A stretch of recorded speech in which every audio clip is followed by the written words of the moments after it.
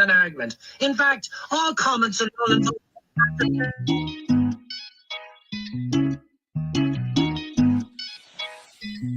Welcome on in to the Tobin and Leroy show. Now, Leroy, Curious as to what happened. Our girl happened to be not Brittney, our other girl happened to be, on her normal, usual schedule. So therefore, usually Tobin or I are there to, get us started on for sure. and everything. Correct. But I'm home now, so I didn't even hear that the intro started until I requested a clean feed link. As soon as I did, I understood that, I had to go ahead and get all of us started. But if I'm not mistaken, I hear you perfectly clear. You hear me. Brittney seems like she hears us. So I think we're all here. So it's safe to say until our lovely blonde-headed wizard gets in, we're good to go. So we're live here on the Tobin and Leroy show. Tobin is out. Frog Boy is in yet again for another day. But who cares, dude? You can't ruin my mood today. You know why, Leroy? What's up? Why? Football is back, baby. Football is back. Can I just say I played in 10 years. I think I played in 3. Oh, 3 Hall of Fame games? Yeah. All right. Okay. And I'm going to tell you the good thing about it and the bad thing about it. All right, let's hear it. As a veteran player, it's cool because you don't have to play and you basically get a little R&R. Yes. Right? That makes sense. However, the people that play in the Hall of Fame game can start camp earlier. Okay, so you get a little bit more reps. No. See, when you're a veteran, when camp starts. Okay. Yeah. The later camp can start, the better. The better, because right. So when you have that extra preseason game, yeah. So 3. So now before it was like, 3 times, and now it's like, yeah. 3 times. But my rookie year, there's 2 situations in football where you get extra practice. Oh, I know this one. Hold on, don't answer. Brittney, do you know this answer? I'm not going to lie. I was trying to figure something out. I did not hear it. All right, I'm going to give you a second to hear the question, but I know the answer. There are 2 situations in which teams can start camp early. Yeah, I don't know the answer. Go ahead. Easy. Hall of Fame game or new coach. Correct. Come on, baby. 2 points. That's right. 3 points. So new coach, you get a additional mini camp. Yep. And you get to start a week earlier because they're trying to get you caught up, and the coach caught up or whatever. Hall of Fame game, start a week early. Now, my rookie year, I reported on Tuesday, and the Hall of Fame game was on Saturday. So, wow, yeah, and so, I went through 2 because you were in a contract situation. Yeah, rookie. Okay. So I got 2 two-a-days, then a day off. 2-a-days. Yeah, we had 2-a-days. But here's how it goes. When I played, it was a little bit different because the way we played in the preseason built you up to the regular season. So when you got to the last preseason game, you played the whole first half and the first couple of series in the second half so you can make adjustments. Yeah. You see what I'm saying? Yep, so that's kind of how that went. It's a little bit different now in that you might play a couple of series in the first game, a little bit in the second game, and then you shut it down for 3 weeks till the regular season starts. That's basically how everybody does it. Which I understand it, but you can't get ready for football by not playing football. When you do it this way, you make a lot of assumptions about where your team is, and you don't really know. And what ends up happening is, as we've seen in the last couple of years, those first couple of games are a little bit choppy because not only do you get an extra week off with no football, but now you're starting your regular season. And what happens is if you have a new coach or if you have a new system or if you're trying to change culture, right? You're not really seeing this until the first week of the season. So it sometimes starts a little clunky. That's why I always get a little cautious or nervous about the Dolphins because they are trying to make a conscious effort to be more physical, right? In their efforts to be more physical, they're practicing against other teams. They're doing like a lot of drills and a lot of stuff in practice to kind of promote that, more straight ahead runs, more physical runs and stuff like that. However, are you ever going to really know how physical you are if you don't do it during the game? No, sir. Game Right. speed cannot be replicated. Well, it's not even that. It's like you're limited on what you can do, right? So, for example, in practice, you True. can't cut. You can't cut. Yeah. So there's Can't a even lot of sack the quarterback. right. So there's a lot of plays, say on offense. So say if a play is going left, the backside of the offensive line will just reach. That means go towards the play and cut the guy in front of him. Just cut him. You just want to get him off his feet.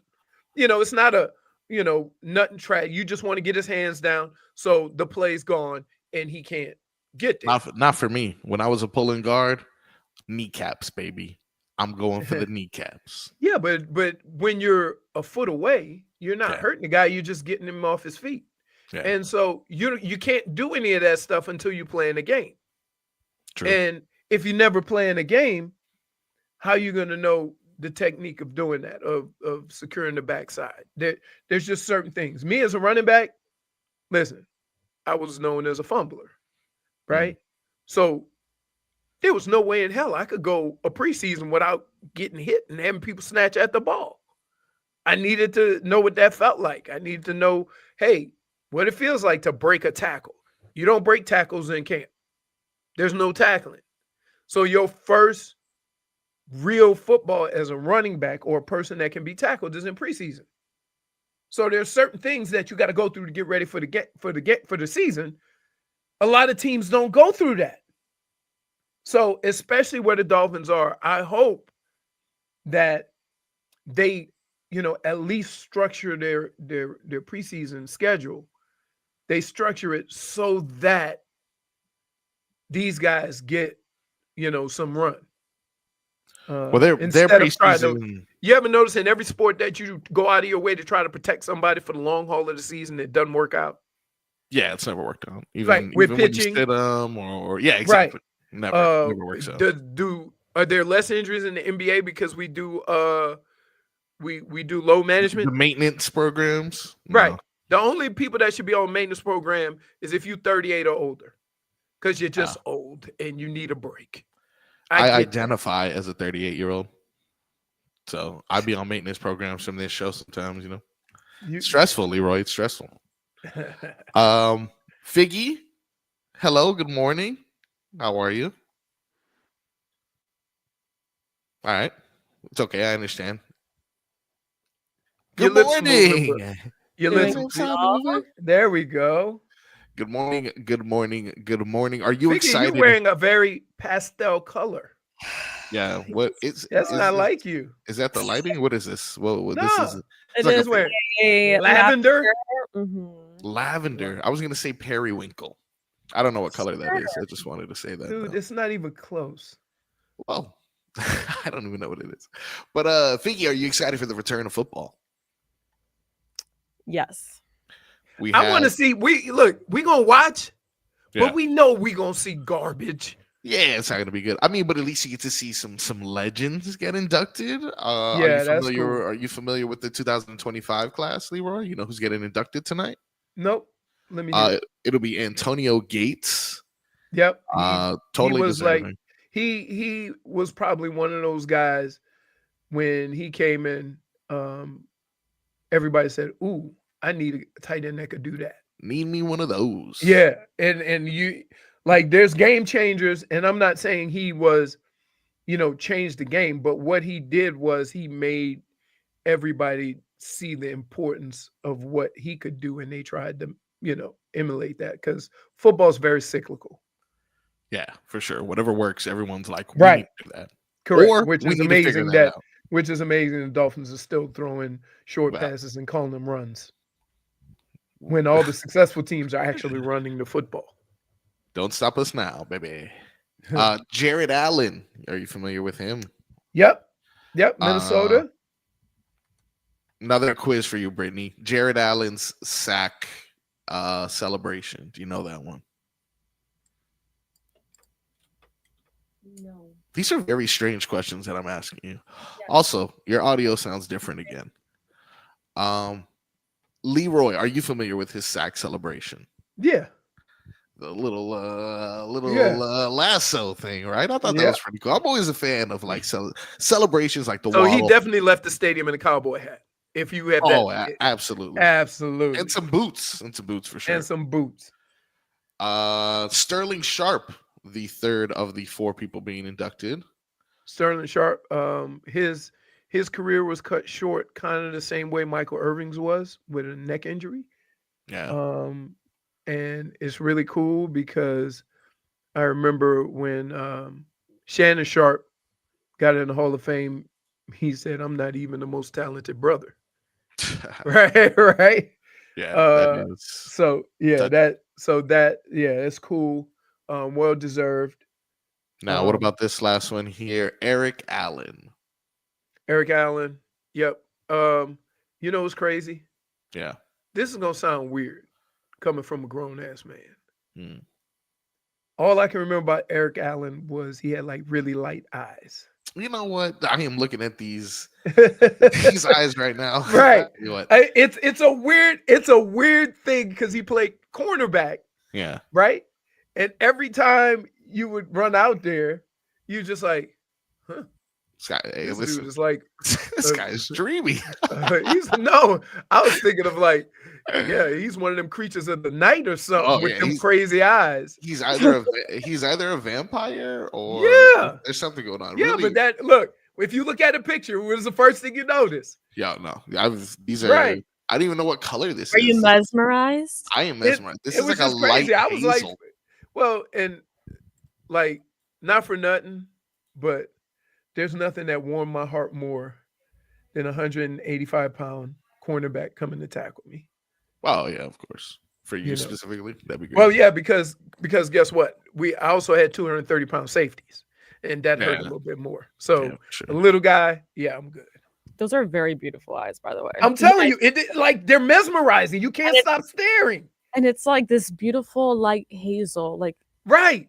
Just imagine seeing that in a helmet. Like you, like it's all eyes on the whole creature of the night thing. Like, I was thinking to myself, I had to like punch myself in the junk and check my manhood or something. Why am I so mesmerized?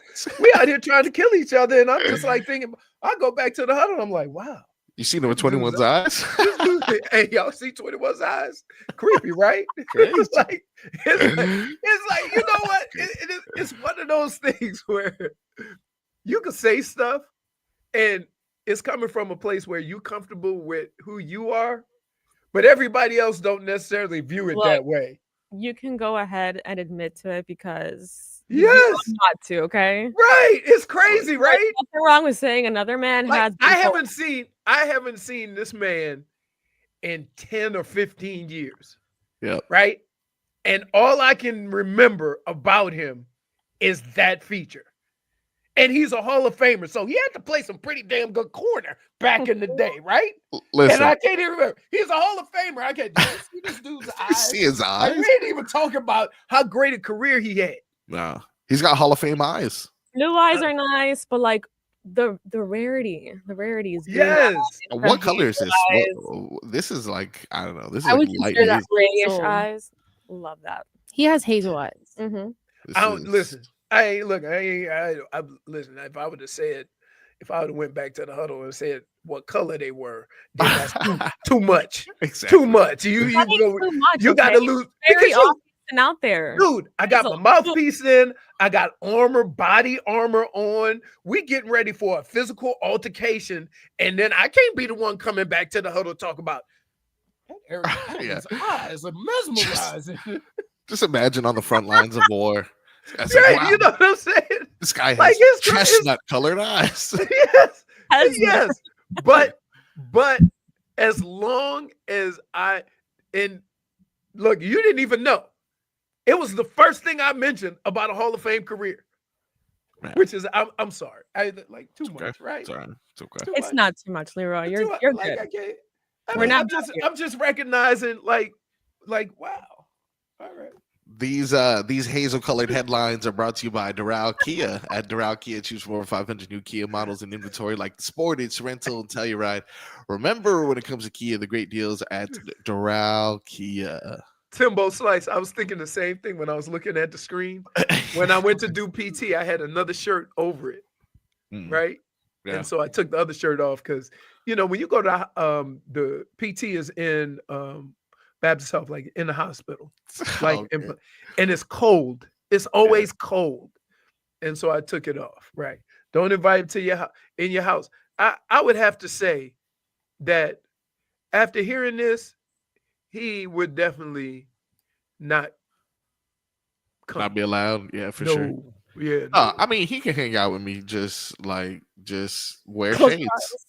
Just to wear shades the whole time. It's no problem. The problem is that I consider myself a manly man. I played a physical brand of football, and I'm comfortable with me, right? Even I'm like, I don't know, like something inside me saying, dude, we need to back away from this. Like, we losing something here. Yeah. I don't even know what it is, but I can't. Leroy, I told my be a manly man. That's why he's in the Hall of Fame. Really, it's not necessarily that he had such. He can play. He can play. Drain the manliness from every wide receiver he was lined up against, and they just like didn't want to compete anymore. They're like, let's just be friends. So good. He's really good. I guess. Is that the only three? Who else? No, there was four. There was Jared Allen, Eric Allen, Sterling Sharp, and Antonio Gates. Oh, that's it. Okay. A little bit later in the show, we're actually going to discuss the 2026 candidates, which actually made me feel very, very old.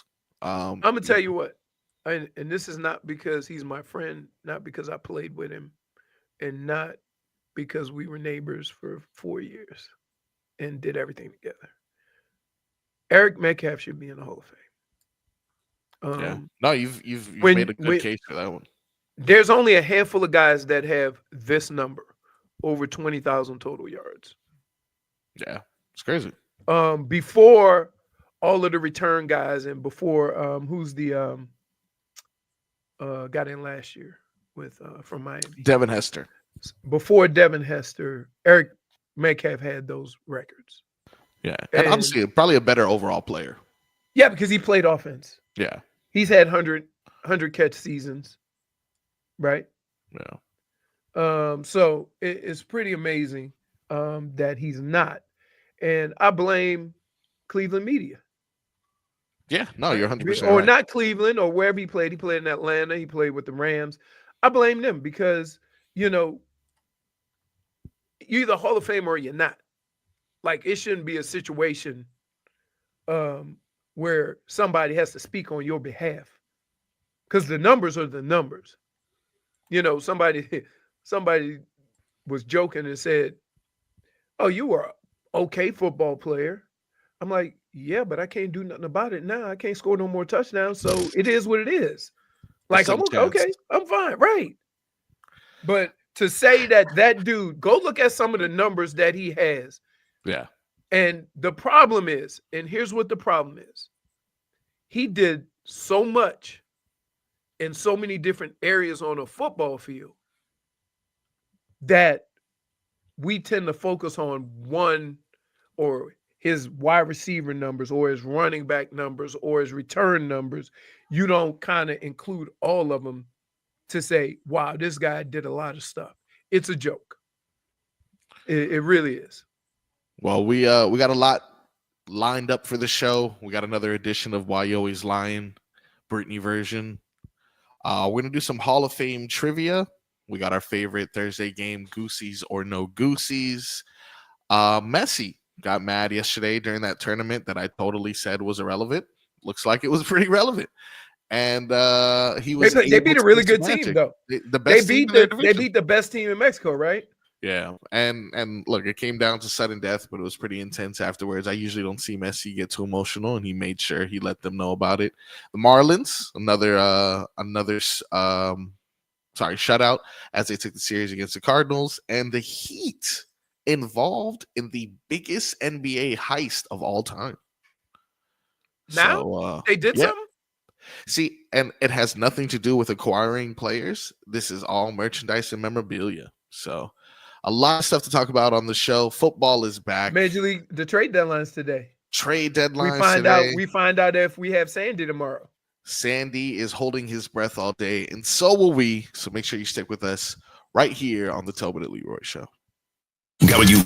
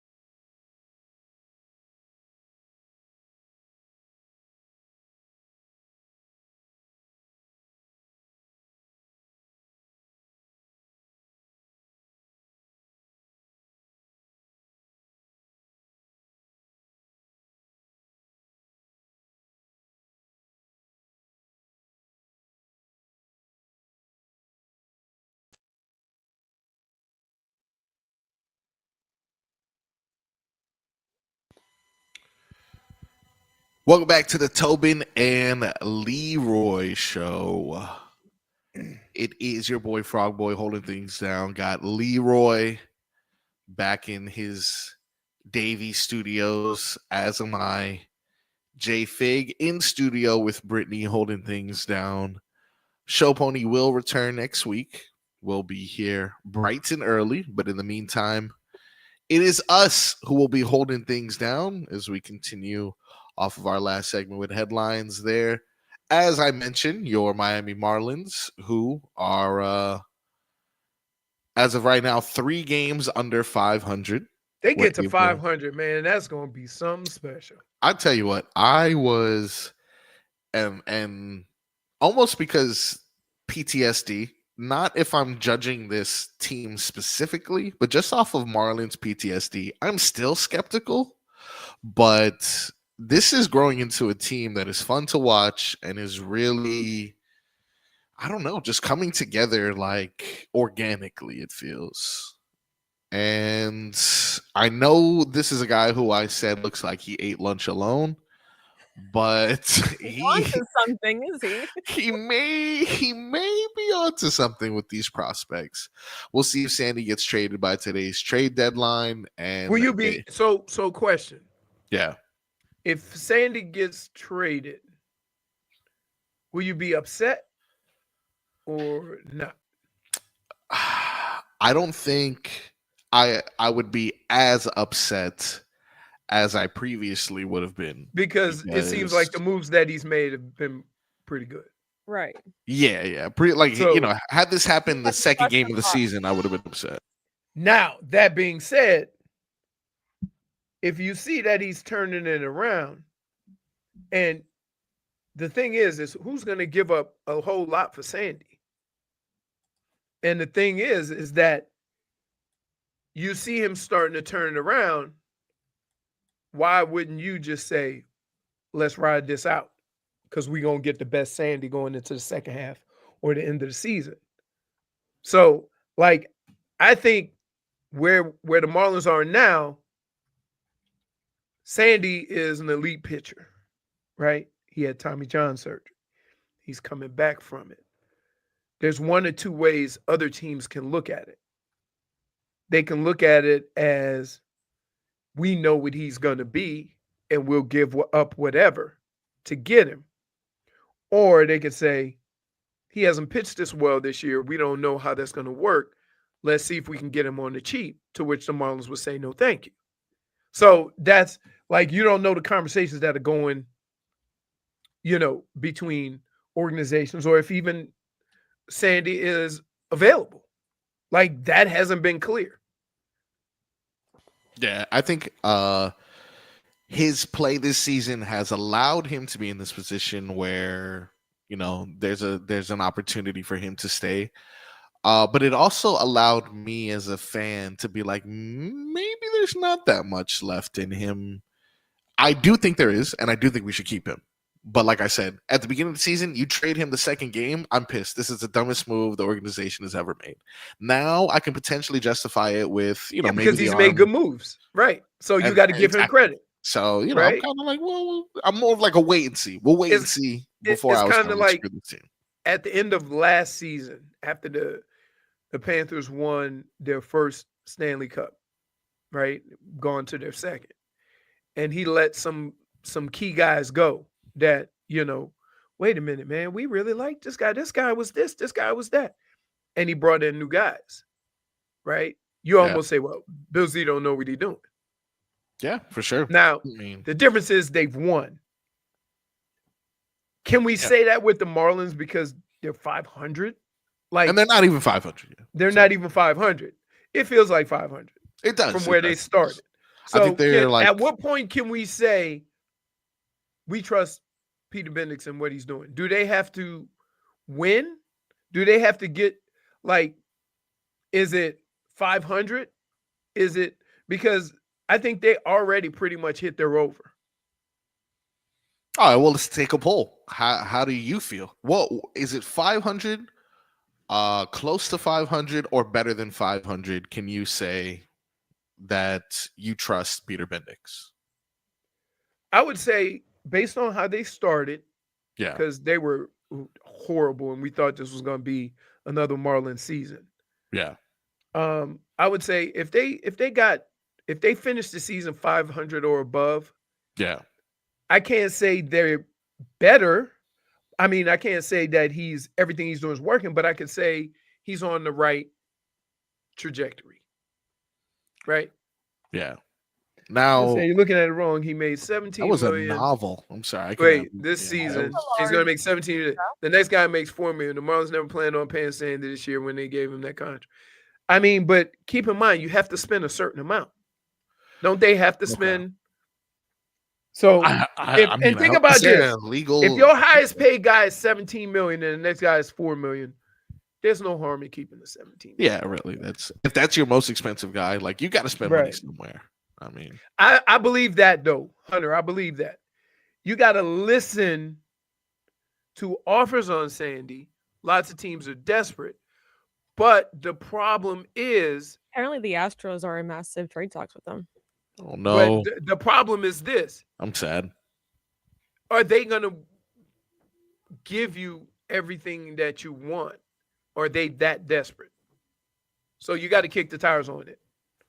All right, Brittney, if they reach close to 500, 500, or better than 500, do any of those give you hope in Peter Bendix? Well, I think that Peter Bendix is like the candidate for the manager of the year right now. Oh my God! Did he send you personally? Let her finish. I'm being serious. I mean, okay. that's serious. What he's done, like how he's been able to take this team and actually get them to even close to 500 is crazy.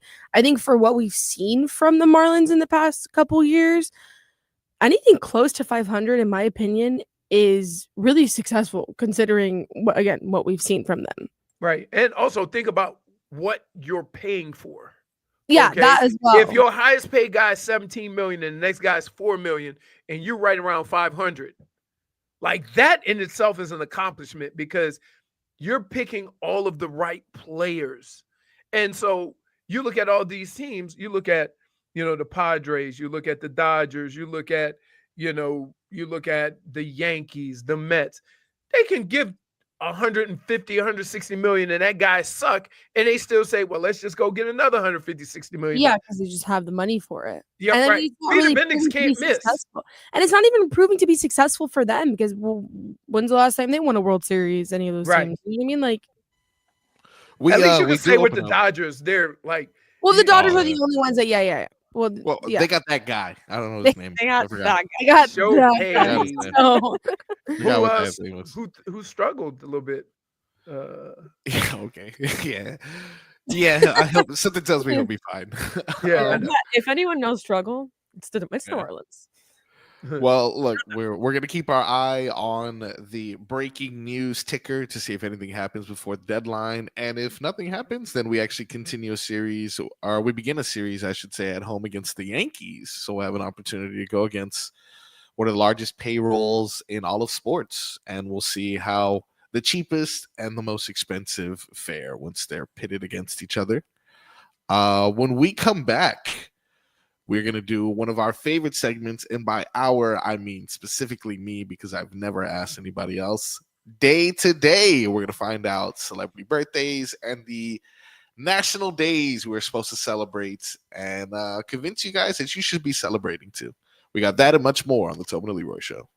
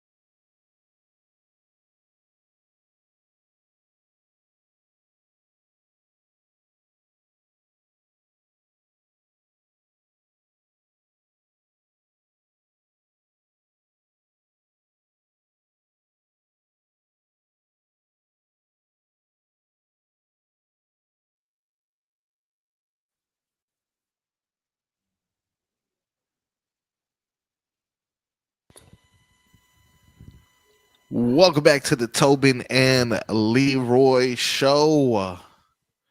It's interesting that you play some 50 Cent coming in because I wanted in the club for this birthday segment that we're doing, but this worked out as well. And don't worry, Figgy, there was no Channel 3. I heard this on Clean Feed. You go, boy. Look and at guess me. what we have to thank Brittney. Yeah. Look at us. Look at us. The settings are the same from yesterday, so Look at You know what? us. Sometimes those sticky fingers from other shows, they be changing things. Sticky, clearly sticky, that's what happened to us. Anybody you want to direct that at? They Anyway, know. yeah. They Call 'em out. Call 'em out. Call them out. Call them out.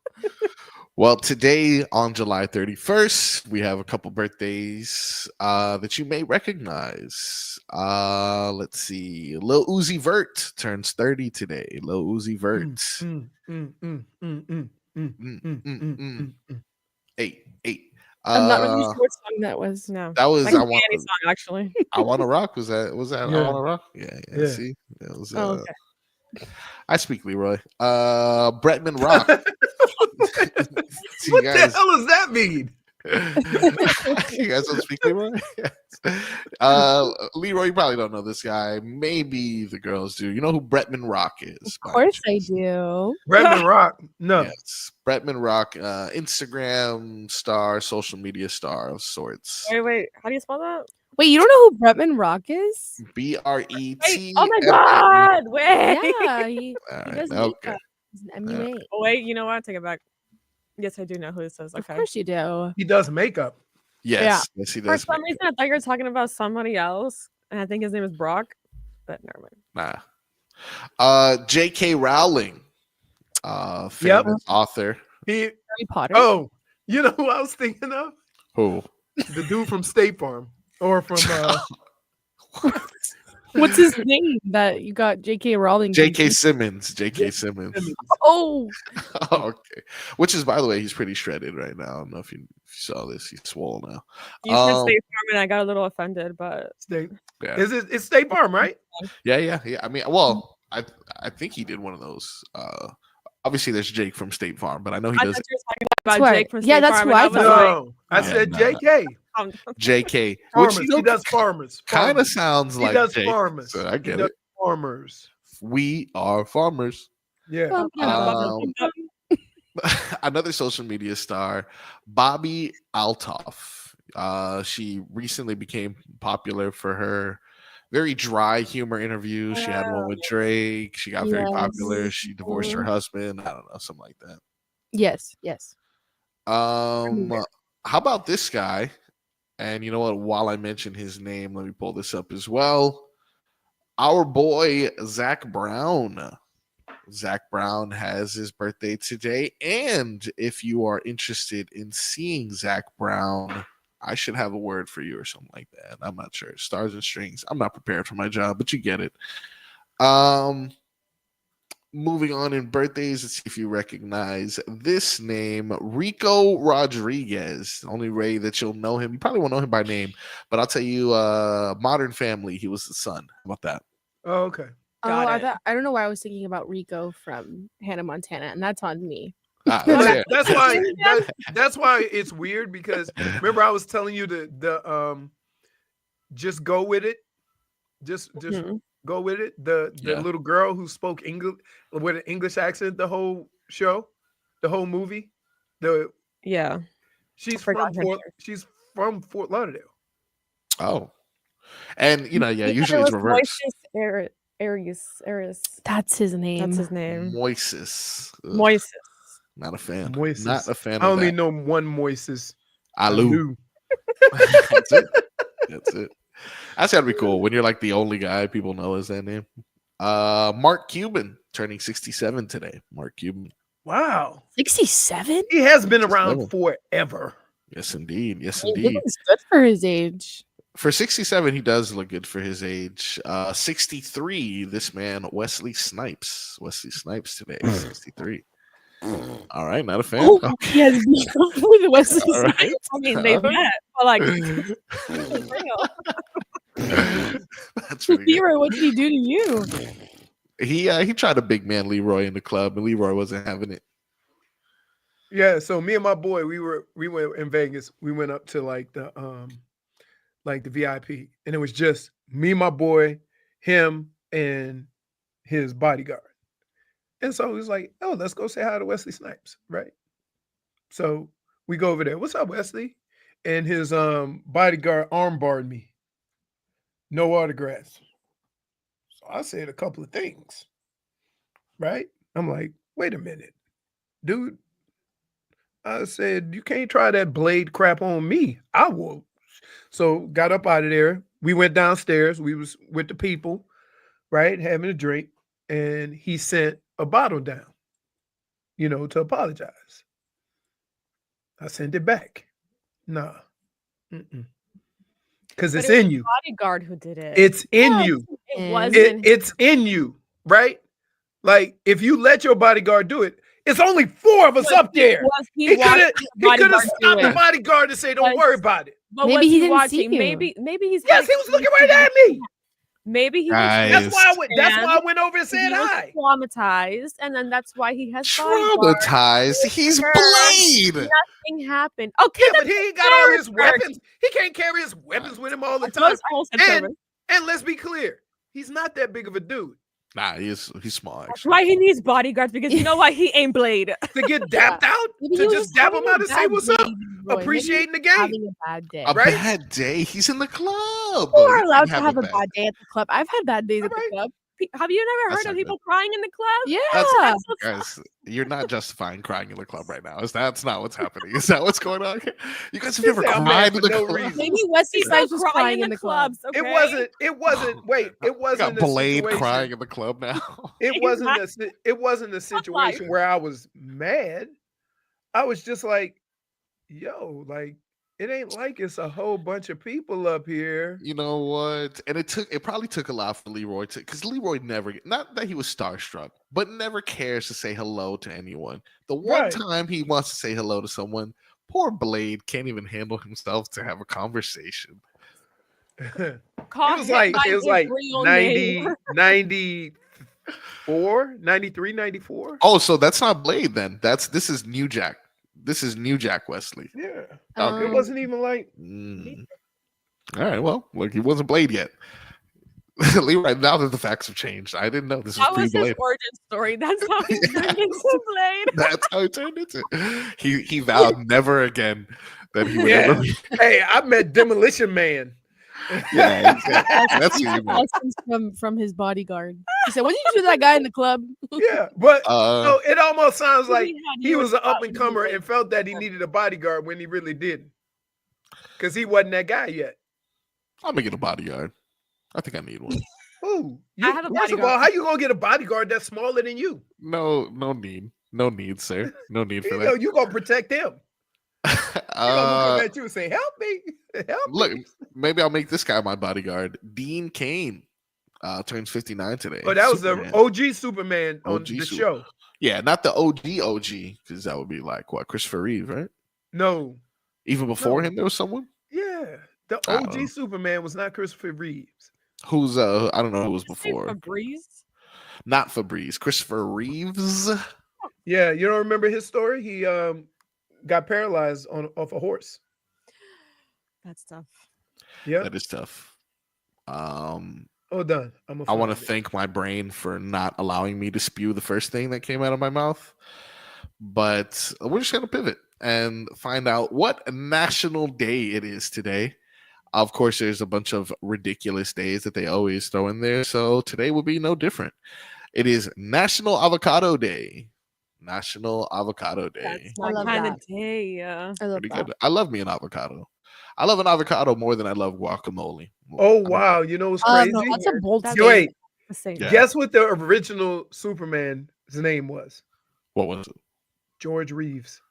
George Reeves. Okay, no relation, I'm assuming. I think one is R-E-E and one's R-E-A.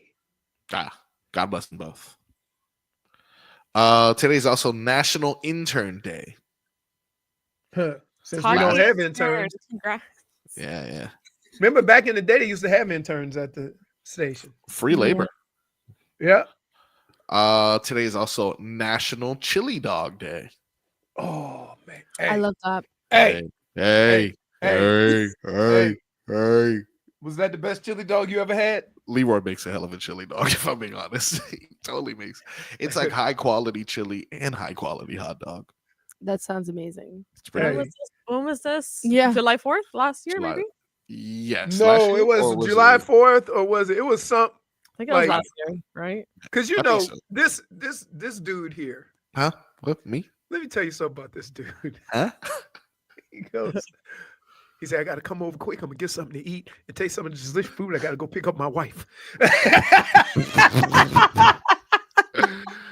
She needed more time to get ready. I was like, okay, I'll give you more time. Hold on. She was getting ready. You left her and then she came back. Because he said, here's what he said. Wait, Jarrell said bubble guts in a bun. No, not if you're getting that old rat. No, listen, high quality hot dogs, high quality chili, no chance. No, it's good stuff. He's like, if I would have stayed and waited for her, she would have said, let's not go. But I need to get some of this food, right? Wow. So what exactly did you tell her when you left? I'm going to get some gas, sweetie. I gotta go. No, I gotta go pick up something from Leroy's. And I wasn't lying, but I just didn't specify. I didn't lie. When you picked her up, did you have the itis, and you were just sitting there like? I was like, baby, you want to drive? I think I'm. I had the meat sweats. I'm not gonna lie to you. It was. Oh, it was a good time. It was a good time. Oh, I don't play. I get that. What's that? That chili from down the street. Sausage. Proper sausage chili. Yeah. Got that. Last time I got it though, it wasn't spicy. Oh. It usually have a little kick to it. Yeah, that's what makes it good. Just a little bit of kick, though. Just a little bit of kick. And ban your wife for a glizzy. You come over my house and call a hot dog a glizzy. You getting turned right back around. This is the last one that I see here before we go to break late. National Raspberry Cake Day. I don't think day?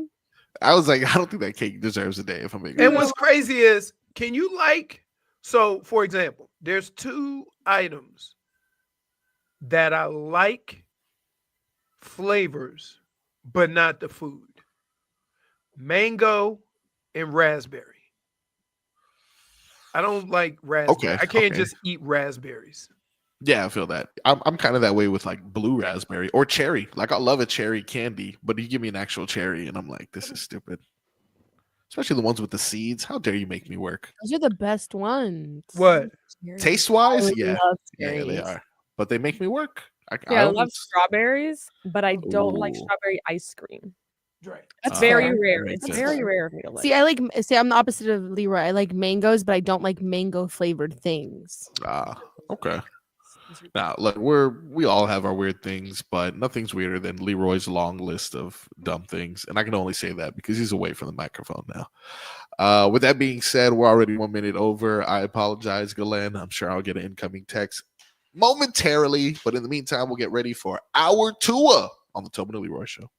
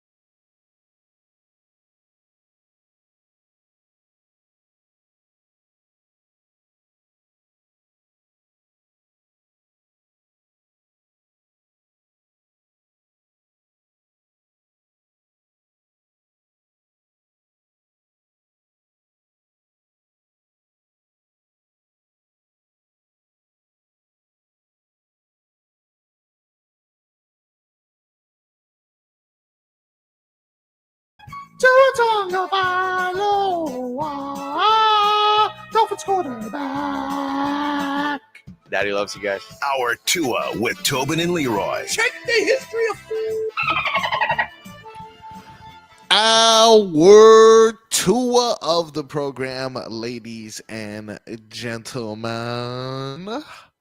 Leroy, I see you are sticking with the white t-shirt selection, even though the chat is doing their best to shame you. And I commend you. Well, I really do. I went to change it. Yeah. And then I realized Mima made some delicious bacon and eggs. Nice. So I stopped. Yep. Made my sandwich. But then I was on my way to the room and I was like, oh no, I gotta pee. Oh. So, and when you get old, Yep. It goes from 0 to I gotta pee right now and we're going to pee on myself in like 3 seconds. Yes. So I went to the bathroom. Then I was like, how much time is, let me go get my sandwich. Then I went back to get my sandwich and I'm like, why did I went? Oh, okay. Now I'm determining whether or not this is too much to say on air. And it may be. I think I'm going to go ahead and fire it off anyway. The other night, in the middle of the night, I go no, you didn't do the old. No, hold on. I thought I was going to the bathroom and pee. No. We call that the Tobin. I believe he peed in his roommate's hamper or something like that. I can't remember what it was. No, but, you never fell asleep and had a dream that you were going pee? I've fallen asleep, had a dream that I was going to pee, recognized I was in a dream, thought I outsmarted myself, walked to the bathroom in my dream, and then peed, and then ended up realizing I'm also still not in the bathroom. So I don't trust anything anymore. But I tried, like I'm telling you, I was like in Inception mode. It was a dream within a dream. No, I remember the other night I got up. I woke myself up because I did like a dog and just started running. I was like, no, for sure. And see, the problem isn't me. I jumped up and looked around to make sure nobody, right? The dog growled at me, right? Now, Leroy, tell me if I'm Wait, on. are you confirming that you peed yourself? No, I did not. Yeah, he never finished the story. He never finished. Yes. So I will tell you while I'm impressing myself, but I will say real quick this point of if I do pee myself in the bed or whatever the case may be, the issue isn't me. I'll change that. I don't care. I'm a dirty guy. I may even sleep through it. My wife will never let me live that down. Never let me live that down. I'm telling you what, that is the single-handed, the person you're supposed to spend the rest of your life with is the worst person to know to that, because at any time they could fire that story off. And they think it's all cool with friends or family. Oh, yeah. Babe, remember that time you peed yourself? You thought you was going? And I'm like, God forbid I ever raise my voice. If I do something stupid or I do something that's just dumber than dumb because I'm not paying attention, I don't care who sees me. The whole world can see me. I just don't want my wife to see me. Can't happen. God forbid I raise my voice and then all of a sudden it's hey, listen, pee boy, why don't you pipe down? Yeah. And it's or now we have another person in that list, and that's Tobin.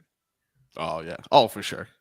Tobin can't see you slipping either. I mean, I may have said something, incorrectly, and we'll replay it for years. And the same thing with you guys. I think I got it from him though, because I just would record the audio anytime we messed up. But the thing is, you have the line. Yep. Nope. But yeah, so I got ridiculed and shamed for putting Google Drive on X when it wasn't really my fault. Well, because if I tell somebody, send me the video, right? And I'm going to put it on X and Instagram or whatever. You got to send it how it needs to go on there. You got to know that. He's never sent me a Google Drive before. So, Mm-mm. Well, let's get into some headline. Okay, I'm sorry, real quick. I didn't pee Yeah, you myself. never finished the I story. apologize. I didn't pee myself. I went to go pee, right? And then as I was peeing, the lid fell down on the toilet. So then, therefore, I have a toilet that is now closed, essentially, that I am You couldn't stop? urination. I did stop, like obviously some pee came out, but I was able to stop mid whatever, and because I was like, oh no, I obviously don't want to clean this up. Oh It's 4 in the morning right now. I don't want to deal with this. And again, my wife would never let me live it You down. know what you could have done? You could have just left it there and then blamed it on your child. I should have, because this morning he woke up without a diaper and decided to urinate on the ground, which is a very strange choice by him. But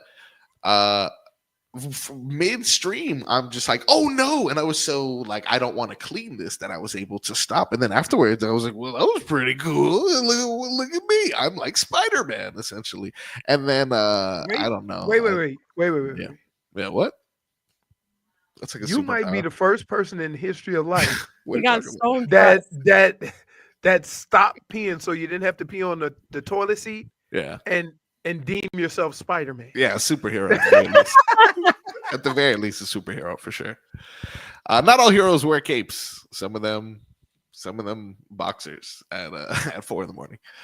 But nonetheless, let's get to these urine-free headlines. Oh, Thank Karen, goodness. the lid falling on Marcus peeing. It sums up the Dolphins secondary during training camp.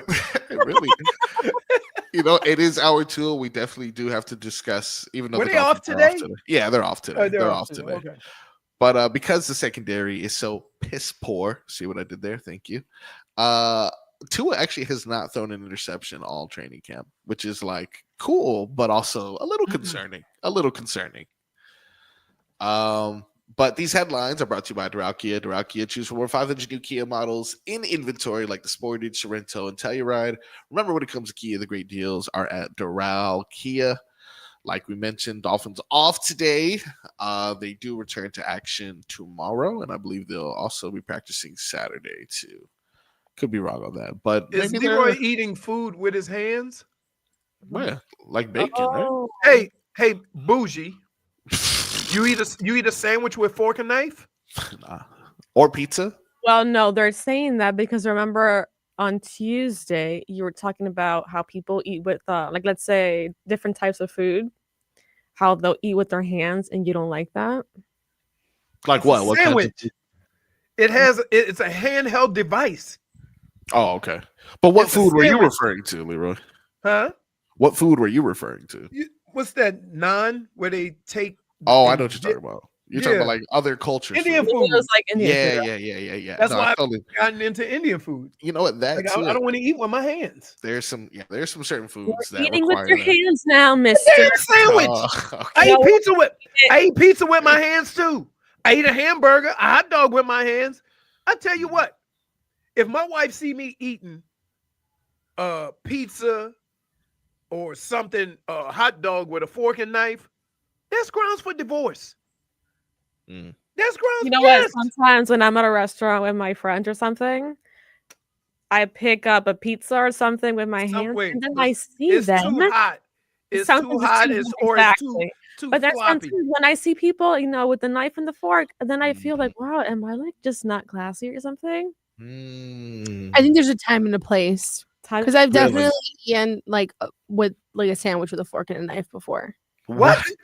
If it's like too, if No. it's too big of a sandwich or it's like really messy, especially like a breakfast sandwich where like the eggs always fall really messy everywhere. food and you're in public, I guess, yes. But at home, Breakfast No, there's a sandwich. time and a place. How do I do that though? Okay, like I know we can cut it in half, but I Leroy's don't. absolute disgust. It is disgusting. It's in the title, guys. It's a hand sandwich, a then you know what? hamburger. Brittney, somewhere out there in public eating, she looks messy because all the food's like messy. Put it in your mouth. Don't put it on your For face. it. You start judging her for it. Exactly. What Like, if- what if I'm eating Wait, like so a now we what if gotta I'm eating walk egg around with a little sandwich? spoon like kids and scoop the sandwich from around your mouth? What are we doing? I said there's a time and a place where I'm not at my house doing it. I'm like What in about public. fries? What about Right. French You're all fries? at home. French You fries. ever You eat have to fries? eat with hands. with That's with what a I'm saying. fork? I'm sorry, Absolutely, what? 1000%. I've eaten fries with a fork. No. Oh, like in a What? restaurant. You Yeah. can't. You know sure. why? Can I tell you why I Must can't be a eat South fries? Carolina Let's thing. say Can I tell you they're why I not- can't eat let's fries? say if it has Wait. like nacho cheese or something, or like the bacon. Oh, Yes, You know what? That is messy. Yes. And you That's would want not- olive oil over That's it. loaded fries. Go That's ahead. different. loaded fries. I'm Different. talking about Loaded regular French fries, fries. So acceptable let me there. tell you why. Right? You have to eat it with your hands because you can't regulate the ketchup with a fork or with a fork. Yes, absolutely. Right? You have yes. No, you because still when have you control. stick it, you can't get like no. Just go ahead on and Okay. Yep. Well, I said sometimes. Not all the Time and time. place. There's a time and a place for these chicken things. wings. No, absolutely not. That's Okay, what tell- you're Chicken last wings. week, didn't Tell you? me you've eaten a chicken wing with a knife and a fork. No, I have not. I Fried resist eating. chicken. Hey, I resist Fried eating chicken. chicken. My wife made chicken earlier in the week, and I had to eat it with a fork and knife because I pulled the skin off, and it was hot. Oh yeah, I got you. I don't eat the skin. Even if I get fried chicken, the first thing Yeah. I do is pull the skin off. I don't know why. Yeah, I don't like the fat underneath it. It's disgusting. Okay, all right, that makes sense. But that crispy. In Europe, cheese all is locals nice. eat burgers with a knife and a fork. Dude, I'm about as far from Europe as you can get. This Well, guy you know don't trust what? that When guy. you go to I'm- London, when you go to London, Oh, you are going to London. That's right. So this is what I'm gonna do. Do as the When I locals get do. there, who I'm has a the document. locals I'm gonna do? document all meals. When Yeah. you say document, this better look so good, Leroy. What do you mean? Wait. Is Fonz I going need to? you to properly. I'm Are you going- solo. Oh Sec- no, it's not gonna Yes. happen. Not You're gonna, he's, Why not not? getting And you're gonna you guys are forget. getting no content. he's gonna send another Please Google go link. with someone. It's No, I'm gonna be not. another- I don't know how to use Google Drive. yeah. So this That's is the not end. gonna, He posted that on Twitter. Leroy's gonna pull his phone out to film something, and it'll be the selfie camera, and he won't know until 3 minutes into the video. It's not gonna go well. We'll get his reaction to. Hey, Big no, Ben. I'm gonna eat. I'm gonna try. Listen, I'm gonna try. You know, when I'm not how can I put? I like what I like. I don't have to try new things, right? Because my whole point of eating is to get sustenance in my body. So if I try something that I don't like, that means I don't eat. So that's why I usually stick to the stuff that I like. Well, Leroy, if you need somebody to document your adventures, I'll cross the pond for you, buddy. I'll cross the pond for you. Just swim on over. Easy, just a couple leaps. We're gonna take. a I'm quick not gonna break. eat any bangers and mash. I've sent you You a have couple to. things that I've seen. But that's so not far. even English. I don't know if you've seen that. Oh, that's So- not, so wait. Tobin. So wait. What No. is bangers She and sent mash? me a list of food. And a list. I've sent you there's like an influencer I follow that's in London right now, and then she's posted different food that doesn't look like what we were reading last Tuesday. Okay. Yeah. So that's why I Yeah. just keep screenshotting them just in case you see them or you pass by them or you're close by them. You know what? I Just need try you to go by a pub though and get a beer because I need to know the temperature of the beer. I need to know Oh, is if it it's hot? warm or room Oh temperature. my goodness. If it's hot, like Yeah. I've had a few beers in my day. I don't really like I'll do apple cider. document I'm- yourself drinking a stout for me, please. Ugh. A stout. I don't think I could swallow it. Yes, you can. You'll be fine. It's like I It's don't literally want beer that's like It's beer. thick as milk. It's You know what I mean? Like a stout. Hmm. So I have to do an English beer, not Guinness. actually it's popular over there. So Really? Mm. So Guinness? mhm. Or do I Guinness have it to is. try something that's there because Guinness is you here? can do. There's like another one there that's also popular. But I did read that Guinness is Once also again, popular. Isn't Guinness Irish? Yes, As well as bangers and mash are Irish. Bangers are We're really getting bangers. We're getting the United Kingdom really mixed up here. Well, no, I actually read it online though. That Guinness is also Irish bangers and mash. Yeah. Honestly, though, you'll learn with this show. Geography kicks our ass off. yeah. Accents. Yeah, and don't- anything. Brittany, that don't come on requires- this show being too smart. Yeah. You get out of here with your proper With your knowledge. smartness and your knowledge. We My say apologies. My apologies. Your we go- knowledge. I'm just trying to make Bangers sure and that you're not going to go to London and make a fool of yourself. They were like, "Can I have some bangers and mash?" Wait. And they're like, Nah, "We don't, nah. we don't Wait. do that here. We Are don't." you familiar with my work? At some point, Bangers and mash. no, I'm not gonna do that. No, I'm not gonna do that. Don't do Like, that. could you Look, imagine I Tobin trying to- googled Guinness is currently very popular in London. While There you go. traditionally flavored by other generations, Guinness has experienced a popularity amongst younger adults, driven by social media trends and celebrity endorsements. So I'm gonna just go to the bar and say, "Give me a pint." They might not give you Guinness though, because it's again just not say, "Give me a stout." Give me a stout. I'm saying, Yeah, is I this was Okay.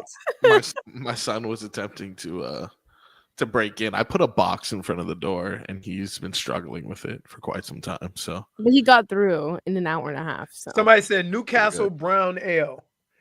oh, that sounds British. brown ale's that does good. sound Is it? British. No, Yes. so like I like British. cider beers. they said, I don't like. See, I don't want to try. Can I just do whiskey? That's not That's I not don't- beer. Yeah, it's not. I don't think that's a thing that's popular over there. Isn't that like a South thing? Isn't that like Tennessee or something like that? No, What do they do? What do they drink? And you know what? Look, we'll take some they time. drink We'll give. beer in London.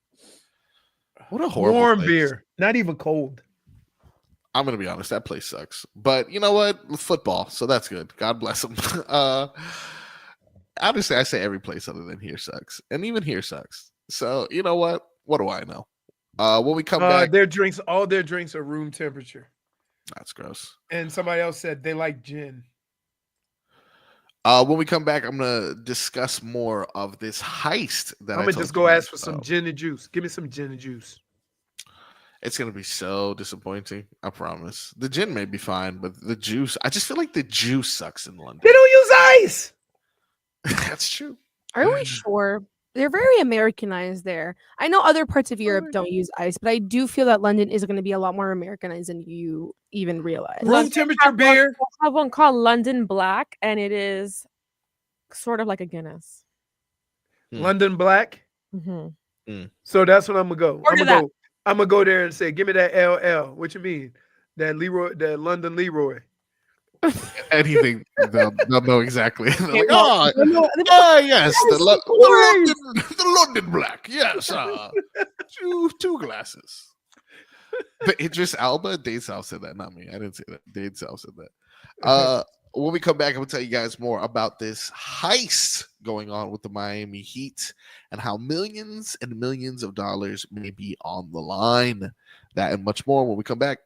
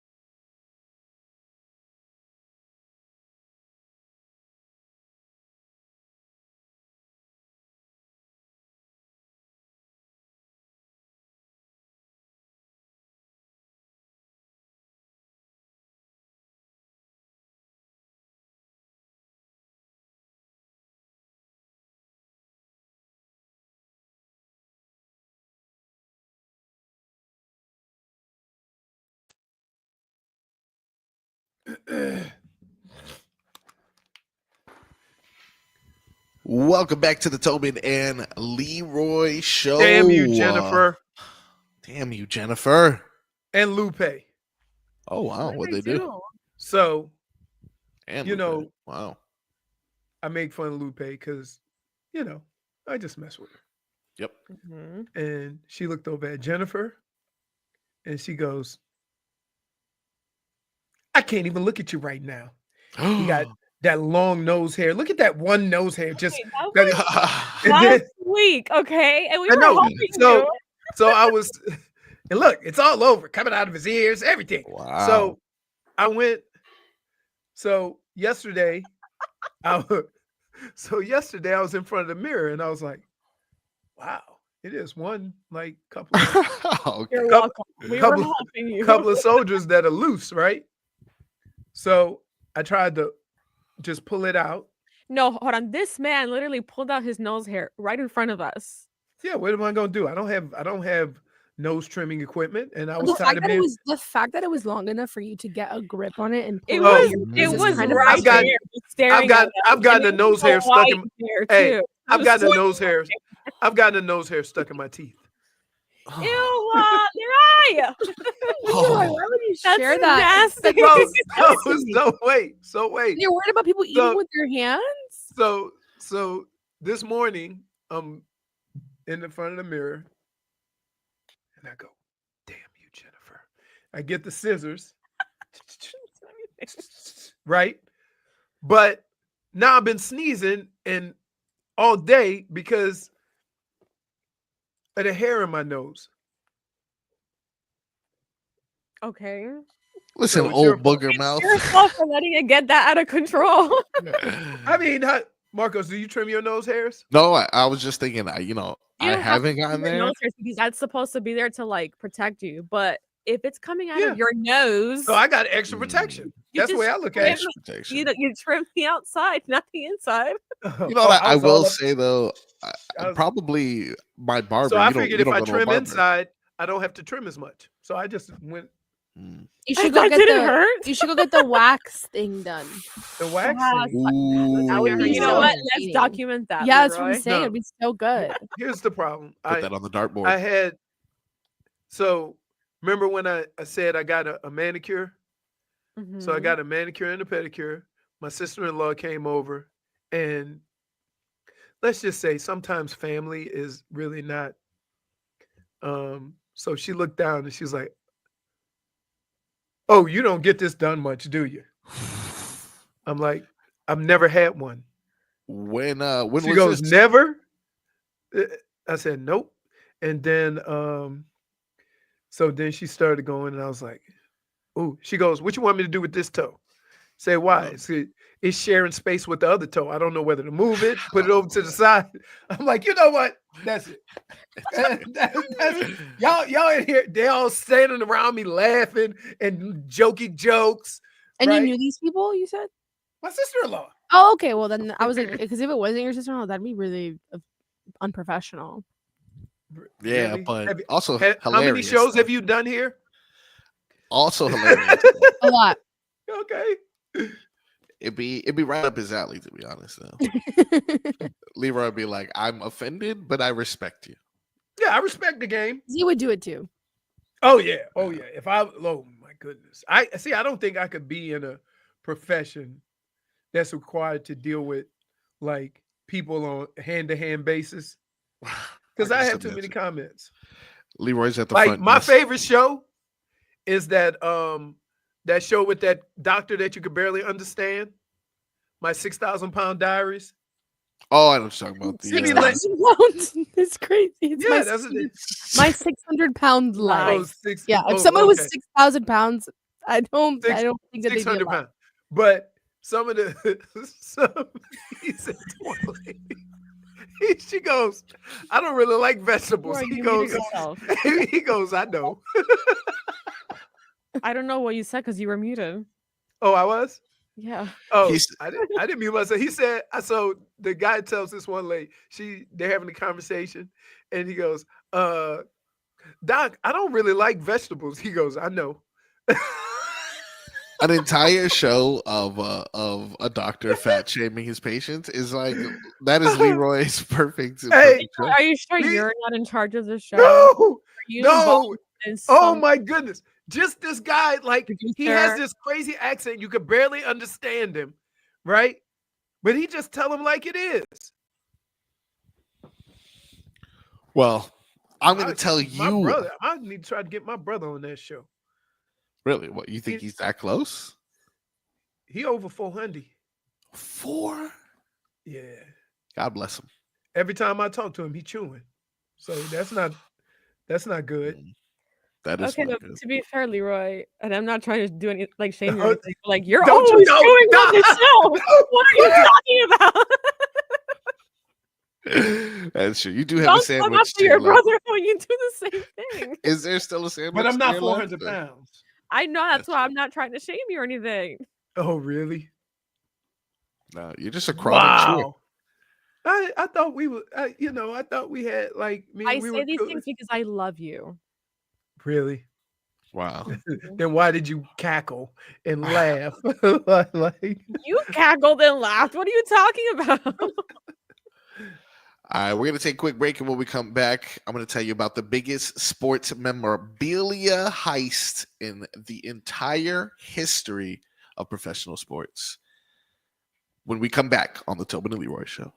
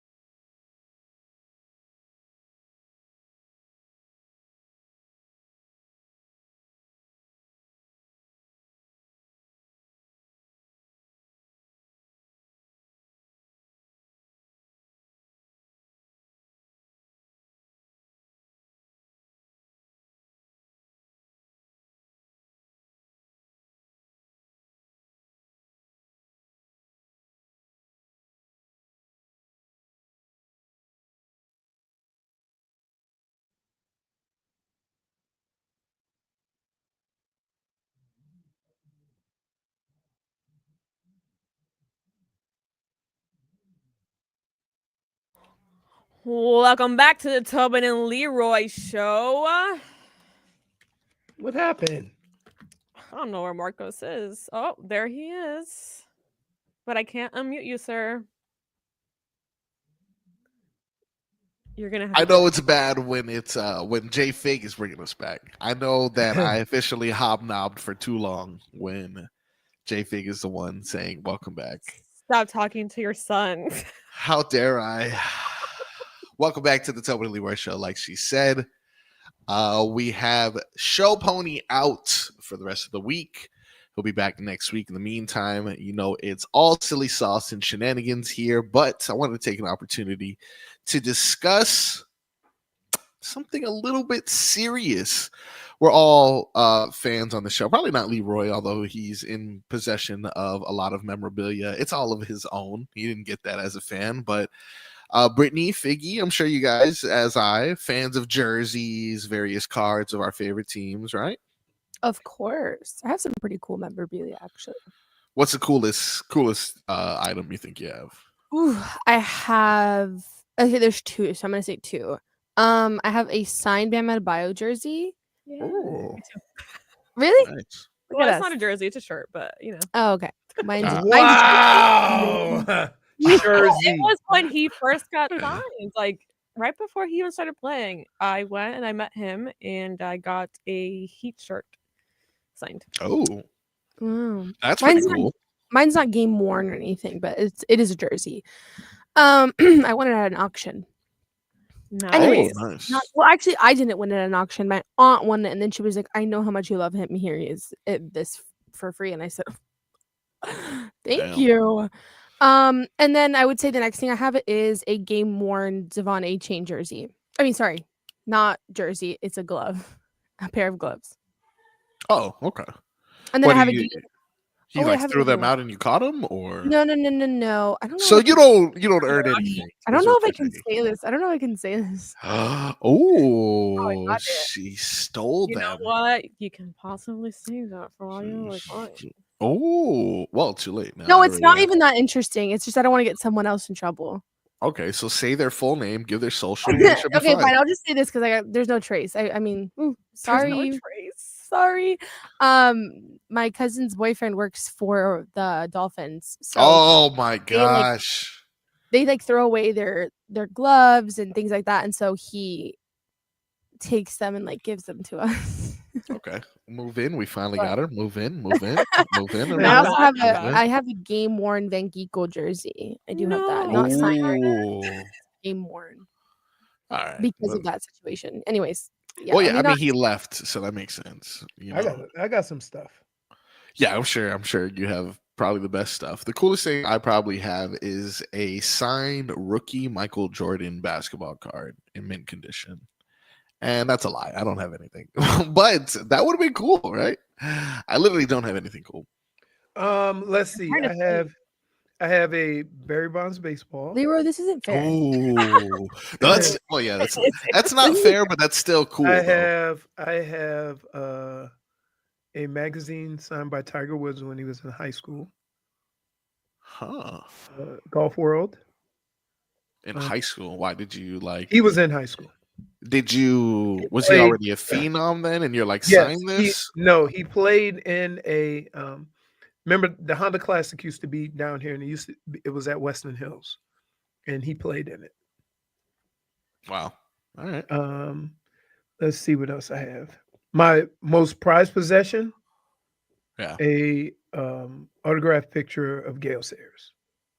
Oh, you know what? I do have a very strange piece of autograph. Remember, I showed you. Yes, you did show me the Gale Sayers. Yeah, and it's the only thing I have up on my wall. Yeah, I have you know what? I have a Glenn Rice signed picture. See, that's cool. I wouldn't get an autograph of Glenn Rice.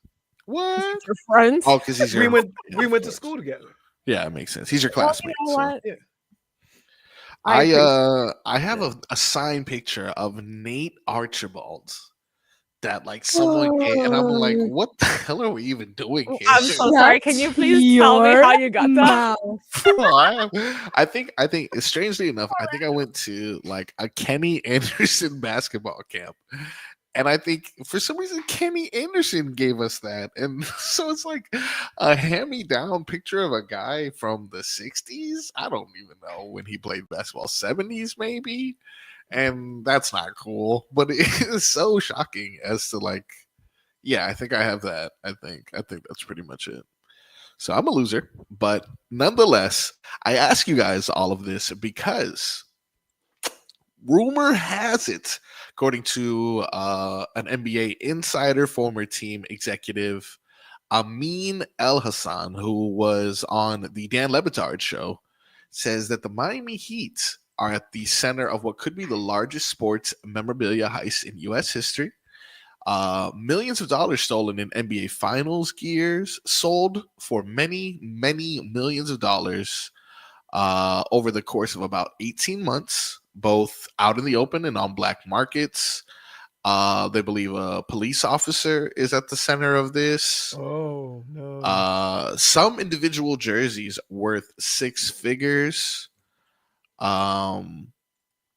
It's difficult to track these things. You know, they're saying that they could post it on eBay and sell it piece by piece, and they'll never be able to, track it down necessarily. But from what they're hearing, that this is the largest heist of its kind.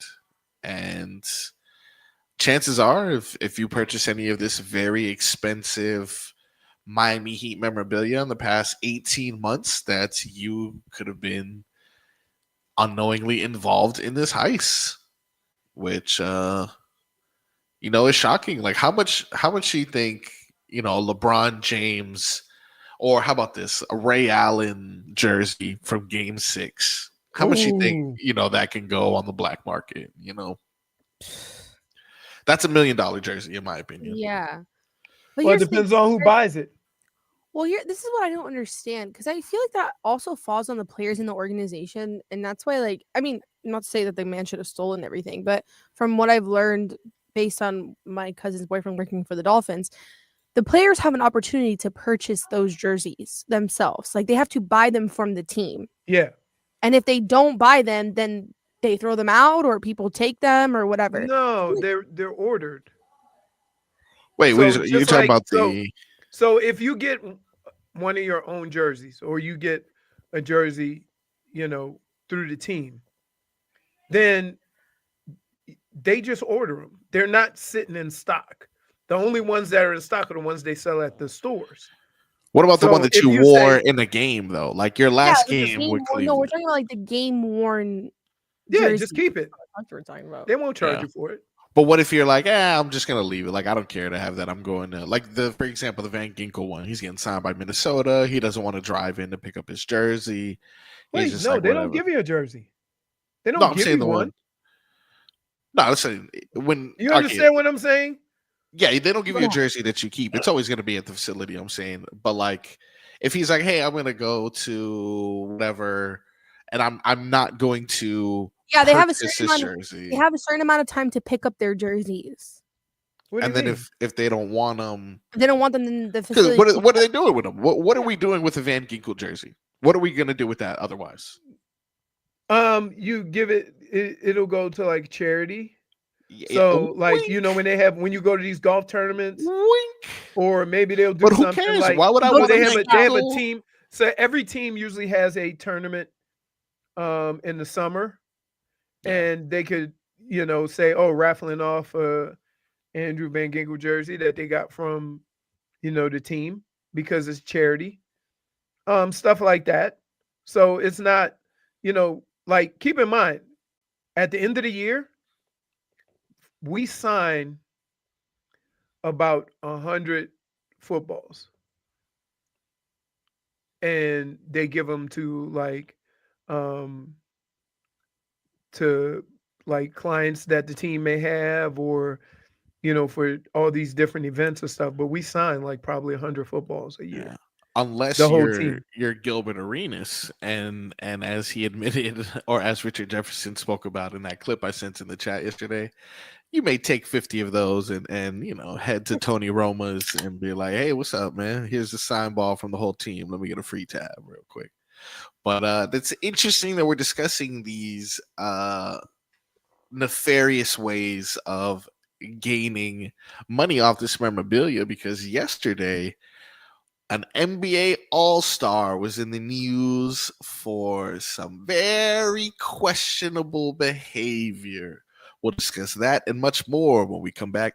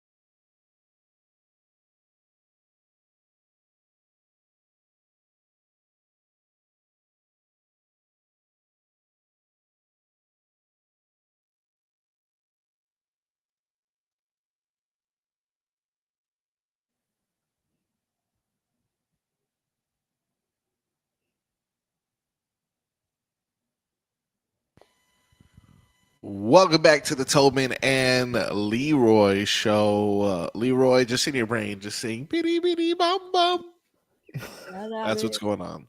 Yeah, he was so left out. We were all dancing and he was left out. So sorry. I can't hear it. This clean So feed thing. I gotta teach you how to do this clean feed thing because you gotta hear the music, Leroy. This is not a life for you to live. No, I play jams and Leroy can't appreciate them. Nope. I know. It's Don't blame YouTube. me. Blame YouTube. No, it's YouTube. Trying to hold us back from being great. But have no fear. Frog Boy is here. Tobin out for the rest of the week. That means your boy in here holding things down. Leroy holding things down. Brittney on the board yet again. And Figgy in stew with the lavender top. Thanks. Which is surprising, apparently. I thought it was periwinkle, but I was incorrect. We've discussing all day. Miami Dolphins off from practice today. Your Miami Marlins able to close out the series with another victory over the Cardinals.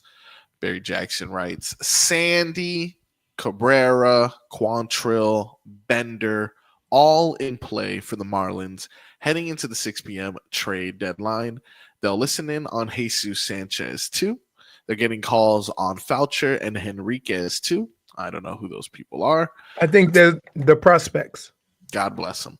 The fact that they are 3 under 500 hasn't changed approach, apparently. So their success will not affect how aggressive or not aggressive they will be during this trade deadline. How far are they out of the wild card? That is a good question. Right now, they are 2.5 games out of the wild card. I don't know if that's true, but it seemed like an appropriate number. So I just threw that one out there. But I think they're like 5 or 6. Okay, well, that's 2.5 sounded much better. Let's see. They are. Oof, yeah, they look more like they are 7 games. Jeez. Yeah, no. No way, no. So even as much as you look at this season and think they're far exceeding our expectations, Yes. being 7 games out of a wild card, you still are kind of in a position where, like you're not there yet, right? Correct, definitely not. But I will say, of the last 10 games, they do sport a 6-4 record. The only other team in the NL with a better record over the last 10 games are the Mets and the Pirates, who boast a 7-3 and 8-2 record, respectively, which means we're playing some of the best baseball within our division. If we can continue this, things will even out, and maybe we'll be able to make it to the wild card. And old Peter Bendix can tell me to stuff it where the sun don't shine. But until then, he's still a loser who eats lunch by himself.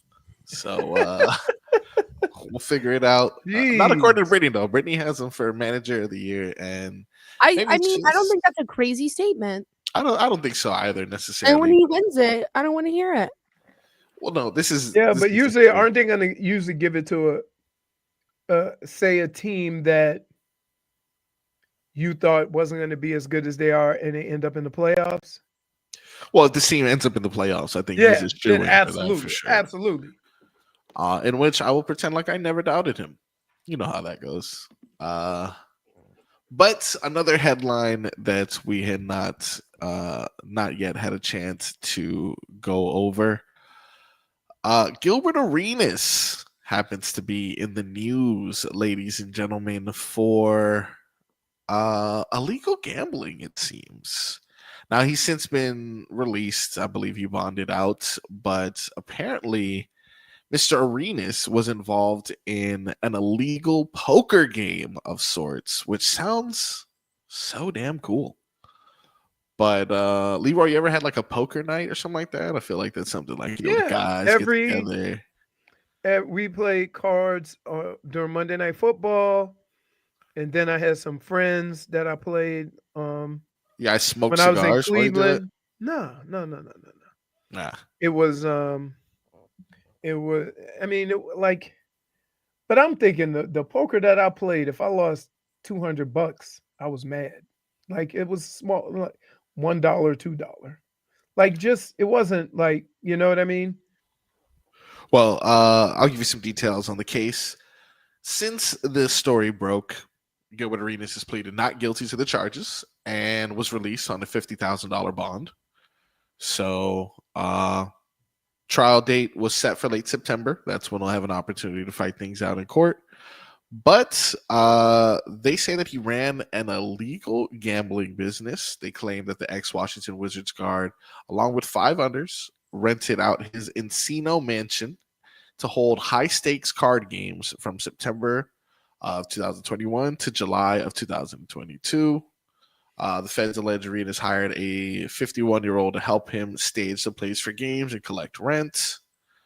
That he hired women to serve the gamblers at the residence, added staff of chefs, valets, security guards. So now let's be clear. Let's be clear. Yeah. This is not just a poker game. No, This is a casino. He was trying to open up a casino. Yes, indeed. As a matter of fact, this does not help his case. One of the poker tables that was seized in the operation has a picture that says Arenas Poker Club on it and has a picture of his logo of him just kind of like balling out there. So yeah, doesn't help his case. What I'm talking about, just a friendly little poker game, right? Where it's not even high stakes versus a guy who a casino, a guy who opened up a casino. He had chefs, valets, security guards. He got arrested, therefore it was no little innocent game of poker. Yeah, absolutely. And now interestingly, he already had his arraignment and the court date has been set for September. But if you go over to his social media, he says the true story because, he has a very popular podcast at the moment. He assures everyone that he will be breaking his silence. And according to one of his hashtags, Snitch Gil is on the way. And he apparently is boasting a 51-0 record against the court. His exact quote was, "I'm back on the streets. This ain't got bleep to do with me. Just rented the house. Wasn't a part of it. Snitch Gil on the way." Well, you can't put your name on the tables. Or have a logo. And I have news for him. National Whistleblower Day was yesterday.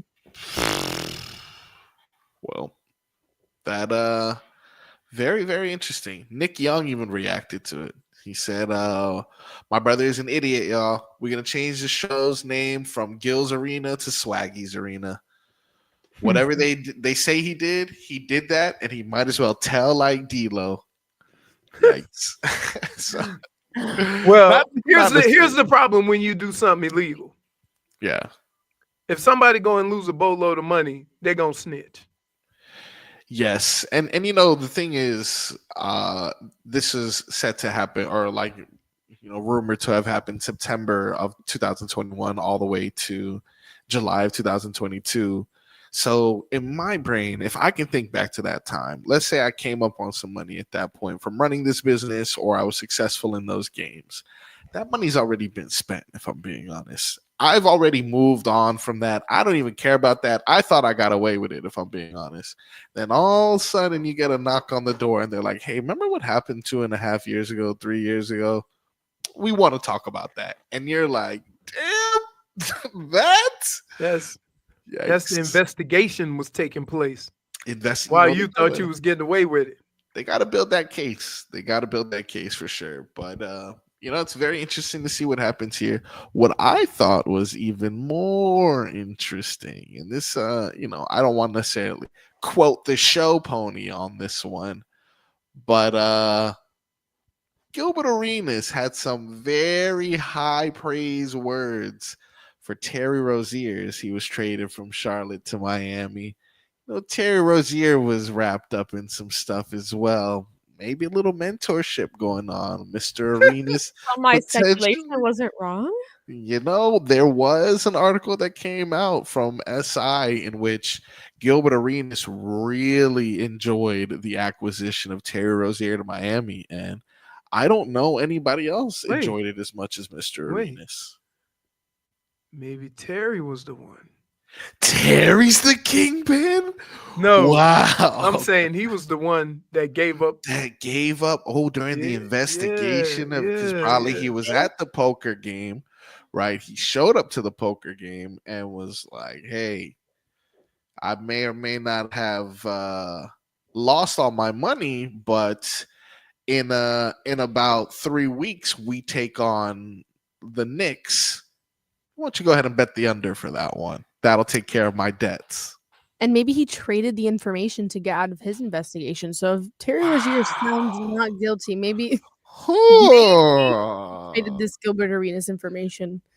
Listen, Not conspiring. Allegedly. Let me say Interesting to quote allegedly. Tobin. not to quote the show pony himself, but could be something. Could be not. I think that's the most could be something, could be nothing moment we've ever had on the show, and he happens to not be the one developing this. So I'm gonna go ahead and take credit for that one because JFig inspired me to do research, but I don't want to give her No, credit. excuse me. Don't take my credit. We don't like to give other people credit, so we're just gonna go ahead and say I invented this. But You know no, what? very If interesting. you're gonna by this, you can take credit. Yeah, that's true. That's true. That's point. We'll wait and see. Determine on what repercussions are for us bringing this up. But there is some very interesting things coming up as well. We saw one of the Morris twins go down for fraud recently. Did you see that? That was interesting. What happened? I can't tell if it's the one that's on TV or not, or if the one that was somehow still relevant, not relevant, but just in the league. But yeah, ex-Nick Marcus Morris, not Markeith. I guess Markeith is the one who's on television. Yeah. When they look alike, it's not my fault. All right, it's really not my fault. This is not one of those things. They literally look alike. But yep. Okay, so ESPN analyst and ex-Nick Marcus Morris allegedly stole over $250,000 from casinos, and he was denied bail in a fraud case. How did he do that? How do you steal money from a casino? No, I think he had a debt. I think he owed a debt to the casino. He allegedly received $265,000 from two major Las Vegas casinos through bad checks that he did not pay back when they didn't cash. Oh. Yeah, so it was a debt. Oh, okay. So he got performing a similar scam. Wow. So he was making appearances on First Take recently, and I think it was in favor of the Miami Heat. So I was like, I like this guy on TV, and now he's gone. He's the one that played for us, I believe. Yes, the one who got his back broken by the Jokic brothers. No, wasn't it Marquise? Truthfully, I'm pretty sure it was Marquise. it might have been Marquise. It might have been him. It's really hard. It's one of them. Which Morris twin played for the Heat? I mean, it was an underwhelming career, so it's not. It was very underwhelming. Yes, it was Marquise. Oh, well, there you go. There he goes. Markeith after. All right, so then his back is fine. But nonetheless, he was taken to custody in Broward County. So he came on Sunday. Oh, man, he was booked at the airport, too, Fort Lauderdale Airport. Yikes. Yikes. They picked him up at the airport? At the airport. Came in on Sunday, arrest at the airport as he was booked on the charge of fraud. Yikes. Morris's agents seem to imply that Morris's debts were far smaller. Just so everyone understands here, there's zero fraud or whatever crap outlets have said regarding fake checks or whatever the hell. This is due to an outstanding marker with a casino. Apparently, if you have over $1,200, they can issue a warrant for your arrest. Absolute insanity. The wording is crazy. Damn, for that amount of money, they'll embarrass you in the airport with your family. That's what Markeith wrote on Twitter. That's his brother. They really got y'all thinking bro did some fraud bleep. They could have came to the crib for all that. When y'all hear the real story on this, all I can say is lesson learned. Bro will tell y'all tomorrow, this weird stuff gave me a headache. Well, that's just one way of making them pay up. That's it. Yeah. Do you think they've gone too far, though, by doing that in front of his family at the airport? But they don't, you know what? It's unfortunate, but some people take pride or they revel in doing stuff like this at those times, right? Yeah. He wasn't trying to make a run for it, right? There's ways they could have contacted him. I don't know if they tried to contact him and told him, hey, take care of this or whatever, right? I don't know. But the fact of the matter is that if he owed the money, there's ways of making him pay it. And I would say this. If somebody owes you money or you owe somebody money, stopping them from work is not a way to get paid. Yeah. I don't understand that. As Jordo points And out, they they denied him bail. they denied him bail, so it's got to be more serious than what they're talking about. Or maybe the amount is more serious than I don't know. He was trying to pay them back. He was making appearances on ESPN. He was trying to earn that money. He was trying. He was trying. I guess. Free my dog, Marcus. I don't even know. That sucks. I should probably know who I'm trying to free. Famous arrest in front of the family. Not a fan. Not a fan of that at all. But you know what I am a fan of? What? Zach Brown Band. And lucky you, I'm giving all of you guys, every single one of you, an opportunity. How would you like to see the Zach Brown Band at Where the Sphere in Las Vegas? This December, it's going to be easy to enter. All you got to do is log on to the Odyssey app and listen to WQAM for 1 hour for more chances. Listen every day, and you could possibly win. Winner receives round-trip airfare to Vegas, 2 tickets to see Zach Brown, whose birthday is today, by the way, and a 2-night stay at the Venetian Resort in Las Vegas, which is directly connected to the Sphere, so it's easy peasy. Don't miss out. Log on to the Odyssey app now. This is a national contest. For more info, go to odyssey.com/Zach. Special thanks to Messina Touring Group. And I actually have a word of a day for you country music fans. Our sister station, Kiss Country, is bringing back Stars and Strings featuring Dierks Bentley, Dasha, Nate Smith, Zach Top, Hudson Westbrook, Dirty Blue Jeans, and more at Hard Rock Live. Almost got you. Almost get me. Come on. I almost got you. Somebody's listening for Dirty Blue Jeans for sure. But that's going to be live at Hard Rock Live, Seminole Hard Rock Hotel and Casino in Hollywood on November 6th. To win, text today's word of the day, boots, to 20357. That's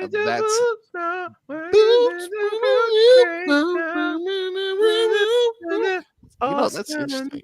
You didn't go Boots Are Made for Walking, huh? You went to that one. That's good. Because that's the song she sings. That's the song, she sings, and she's she's on the tour. Dasha.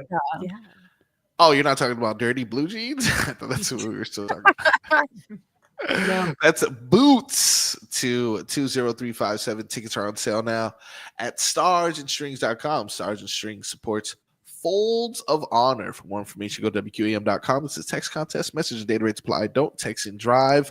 When we come back, we got more shenanigans. We got more silly sauce. Messi almost fought someone yesterday. There's a Hall of Fame game going on today. Football is back. The 2026 Hall of Fame class makes me feel old. That and much more on the Tobin and Leroy Show.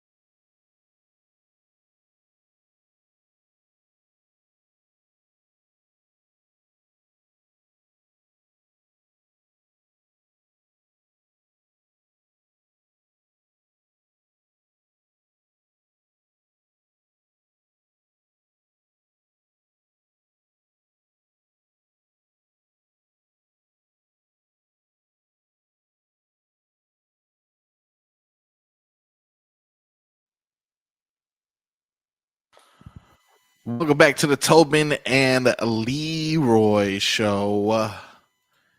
It is a wonderful, wonderful last day of the month. You guys got any special plans before the best month of the year, August?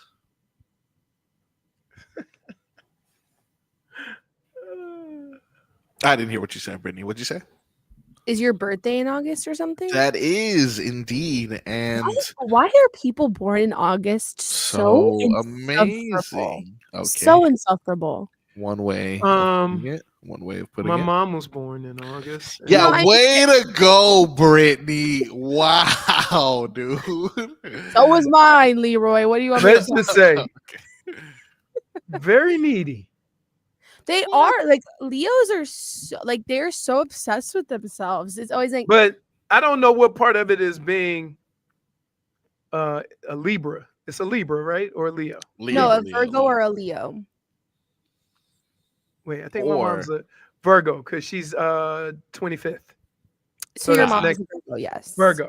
I would say that I don't know what part of it is being a Virgo, or what part of it is women, when they have kids, is handed down through generations, and that thing is called mommy guilt. Okay? Mommy guilt means that they never just ask for what they need, but insinuate. So my mom will say something like, man, that storm came through. I ain't working 2 weeks. I don't know what I'm going to do. Let me see if I can, whatever. And I'll say, I'll send you a couple of dollars.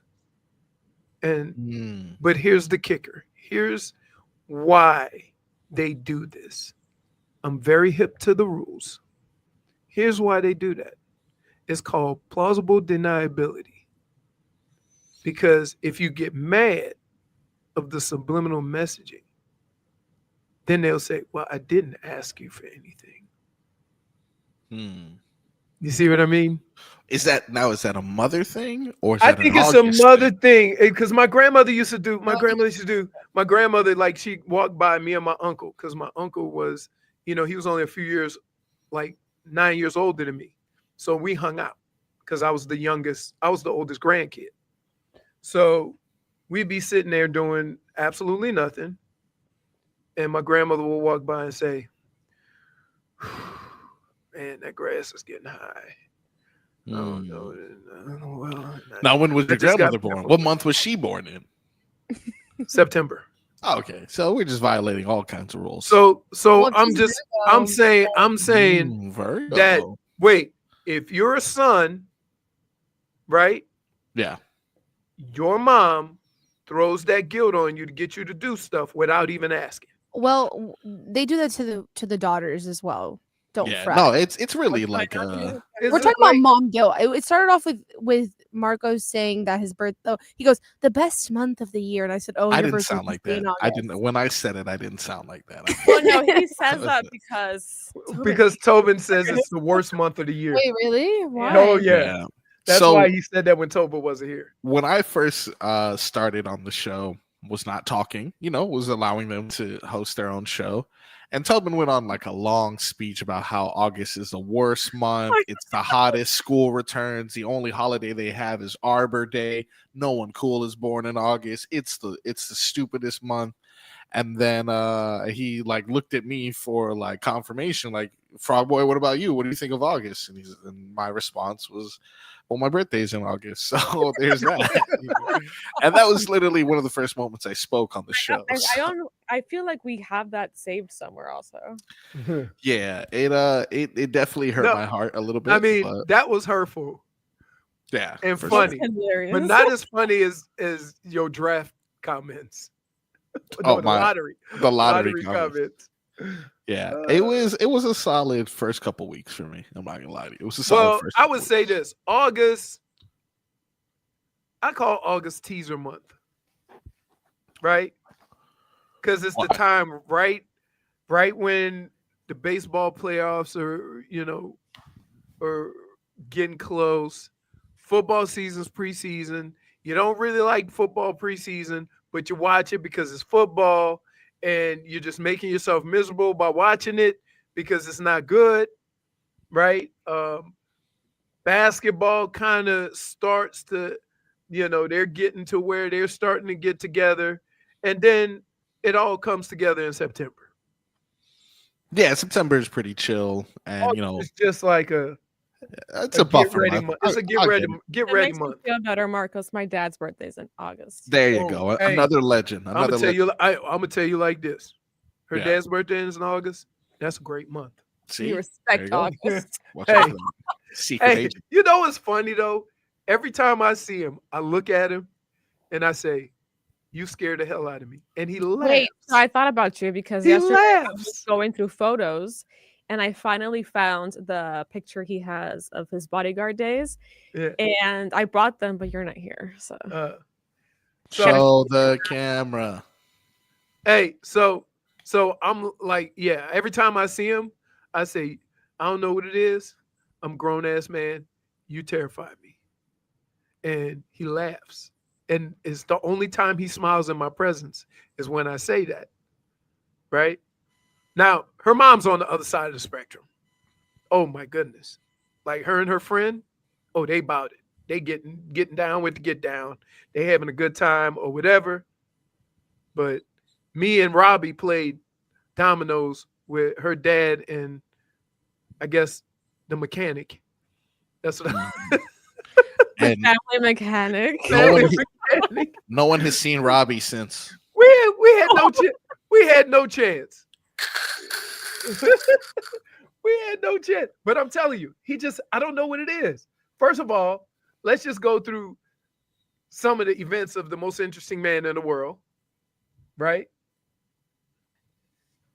He got bit by a shark. Yep.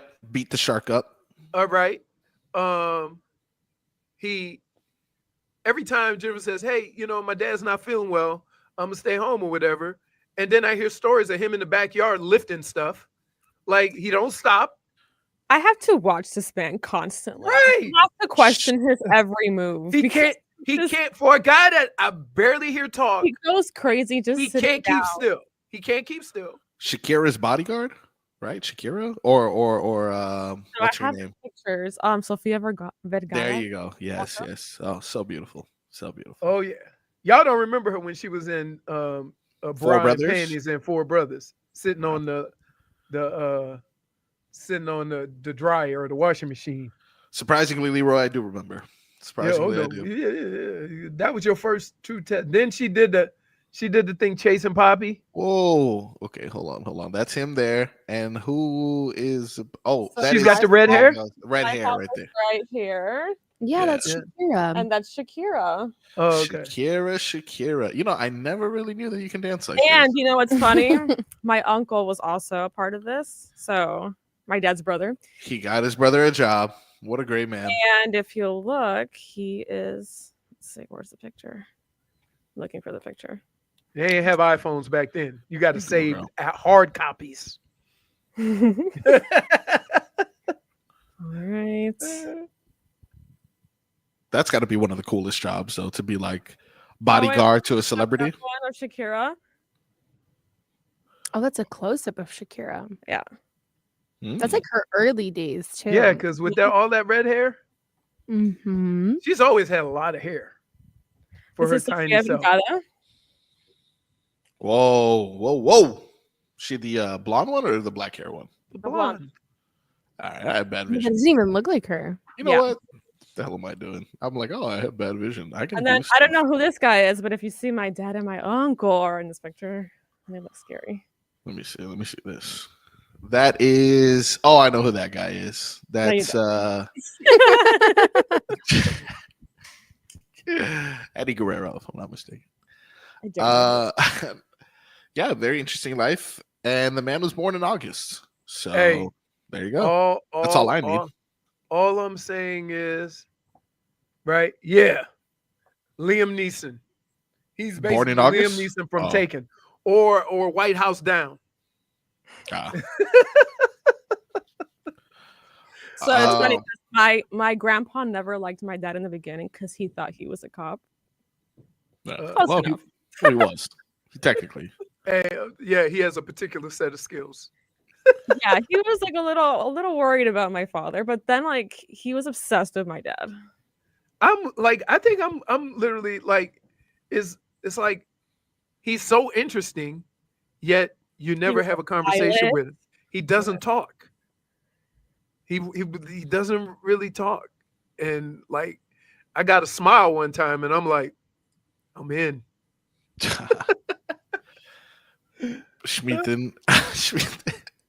Talking about Liam Neeson. Schmeathen puts Marcos has a particular set of Skittles. I do love Skittles. He does, but that dude, like, I don't understand.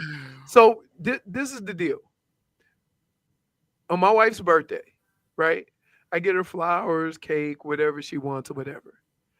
But I also have to get her a couple of bags of those jelly beans with all the different flavors. I don't know why. I don't even like the jelly beans. She loves the jelly beans. That's her thing. Well, that's her thing. You got to get it to her. And her birthday is not in August, though, right? It's July. July, okay. Oh, okay. Yep. Look, last day of July. So if you haven't gotten them already, make sure you get those jelly beans. And No, I'm done. It was like the middle of July, dude. Is that the one where there's like the gauntlet where you have no? Okay, that's different. so. Is that June? Brittany, here's what I have to live every year of my life. On February 13th is my daughter's birthday. Valentine's Day is on February 14th, and my son's birthday is on February 15th.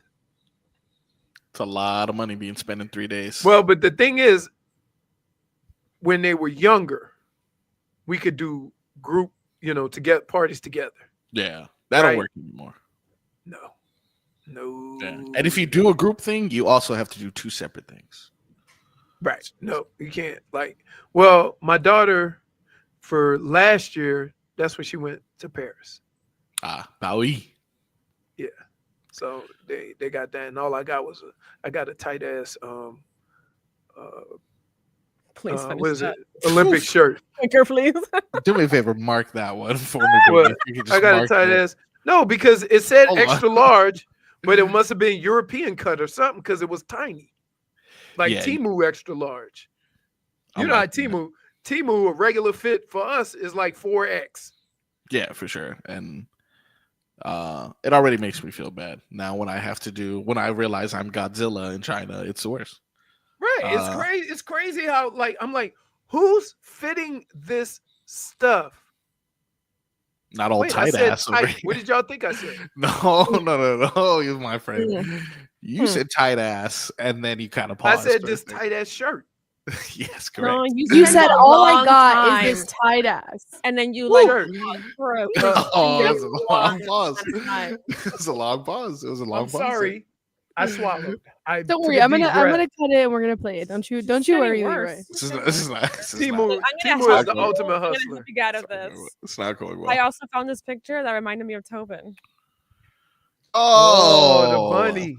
Wait, that's you with the bunny? That's you? Come on, we got to see Surprise baby you. Prop his ass out. Baby you. Look at that. You can't really see, but if you look right here, you can see the guy's face. And I instantly thought about Tobin. Hey, big boy. Strange. Well, look, that bunny gives me strange heebie-jeebies. Leroy's gets the Goosies from JFig's dad. We're going to find out what else gives us Goosies or no Goosies when we come back on the Tobin Leroy Show.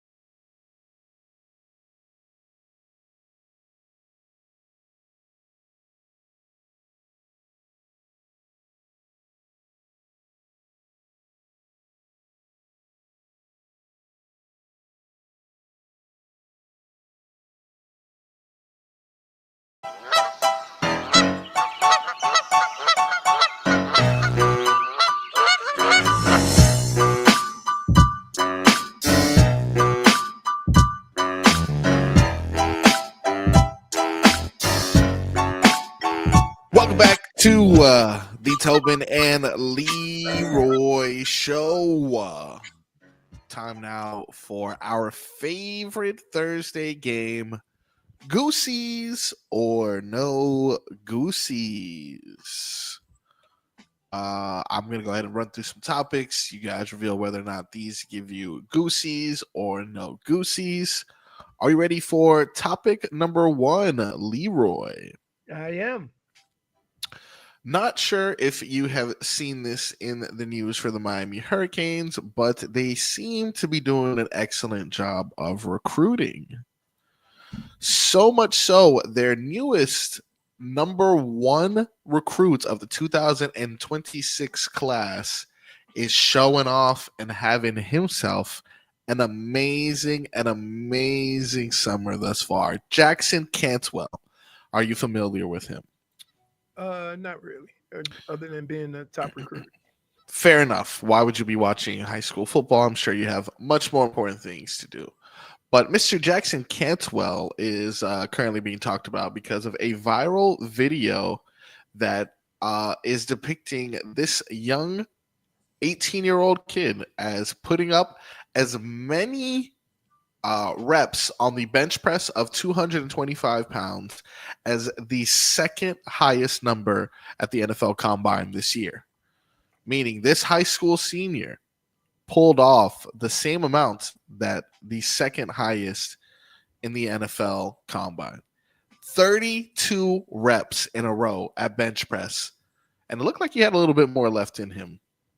Leroy, does the Miami Hurricanes having an offensive lineman who has not even stepped foot on campus yet lift 32 times 225 pounds give you Goosies or no Goosies? So I'm gonna say it this way. Most offensive linemen are strong as hell. Yes. They just are. But I would say not really. It doesn't give me the Goosies because he's strong, but that's probably, when you watch him play, that's probably one of the reasons why he's one of the top recruits. I didn't even do 225 at the Combine. You know why? Why? Because I said, the day I have to bench press somebody off of me, I screwed up long before that. Correct. Probably best. Now, offensive linemen, though, they chicken fight. That's all they do. Yep. So that original pop coming with 32 times, 225, he packing a punch. For sure. But does it do anything about make me feel how he's going to play? No. One of the strongest guys I ever saw in my life was Bob Sapp. Right? Yeah. And you know why they cut him? Why is that? He wasn't physical enough. You had to get Bob him Sapp?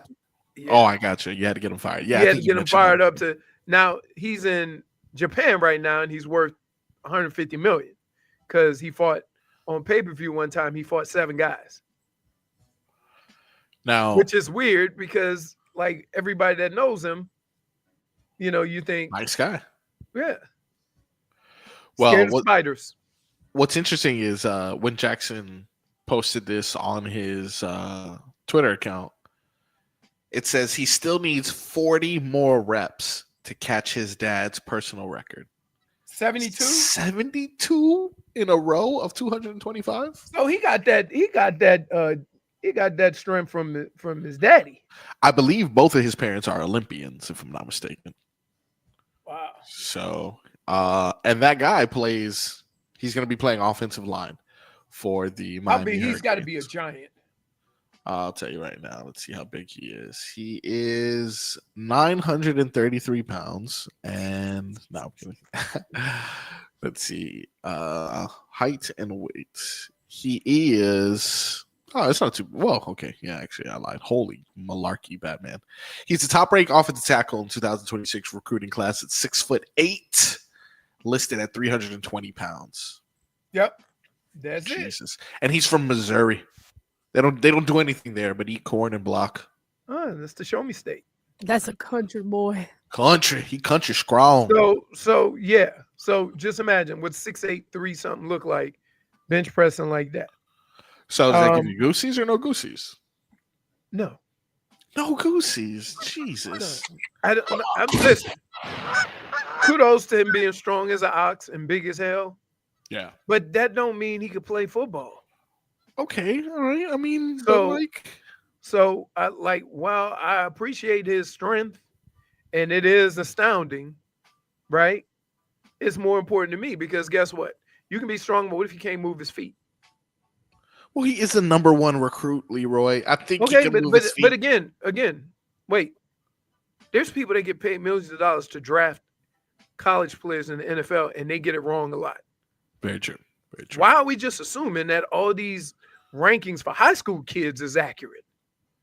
Yeah, I mean, you know what? If I ran into a guy that told me he was 17 years old and he was 6'8", 320, I'm giving him 5 stars too. Yeah, makes sense. Right? Yeah, he's probably bigger and stronger than whatever high school kids he's right. Exactly. Like you see, by the way, you see some of these high school kids, like what's his name? We were talking about him yesterday. Zion Williamson. Zion. Yeah. Did you see some of the kids he was dunking on in high school? Yeah, it was really embarrassing. Right. It was really bad. Yeah. Brittney witnessed it. I witnessed the impressive part of Zion is that he had that ability as a senior in high school, right? That's the amazing part of it, is that he was so much farther along in development in his basketball ability than the kids he was playing with. Yeah, but that doesn't necessarily mean that he's going to end up being a great NBA player. Brittney, Goosies or no Goosies in regards to Jackson Cantwell? My instincts tell me no Goosies, but my heart tells me Goosies. Yeah, sure. She's got split Goosies. I'm split Goosies right now because part of me wants to feel like, yes, give it to me. Give me a good recruit. Give me, his dad with the whole thing that gave me Goosies. But then on the other end, it's like I agree with Leroy. Like until he starts playing, and I can't say that really gets me excited. Maybe if he did it while he was here in Miami, I'd be like, okay. I feel that. That's probably, you know what I mean? Like he still has a whole year of high school left. So right. Yeah. I'm kind of like iffy on it. So that's why I feel like I'm gonna go with no Goosies on that one. Wow. Tough. Understandable though. Tough.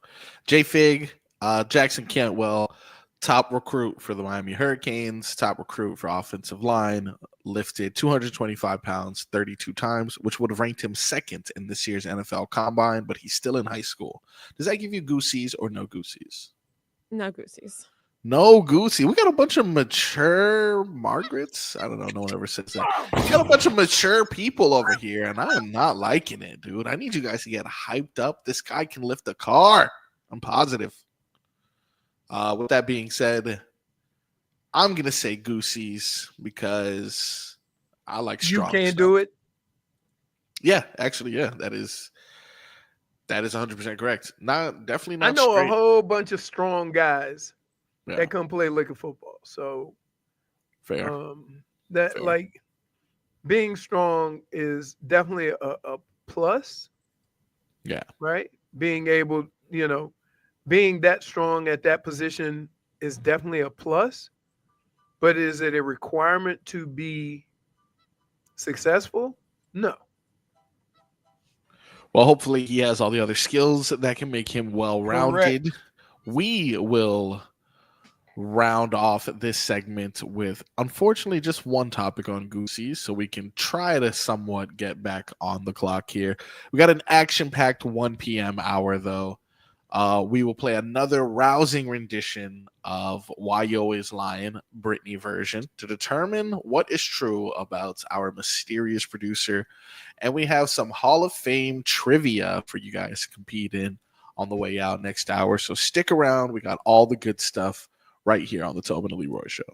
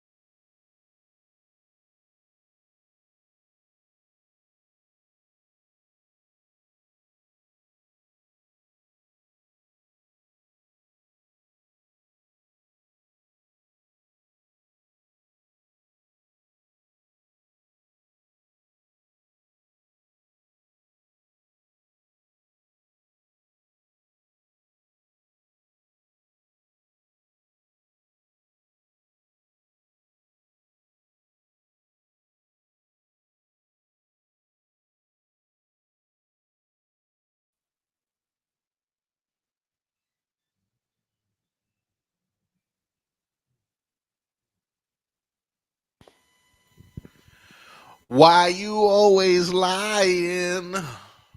It is the Tobin and Leroy show back here on 560 WQAM.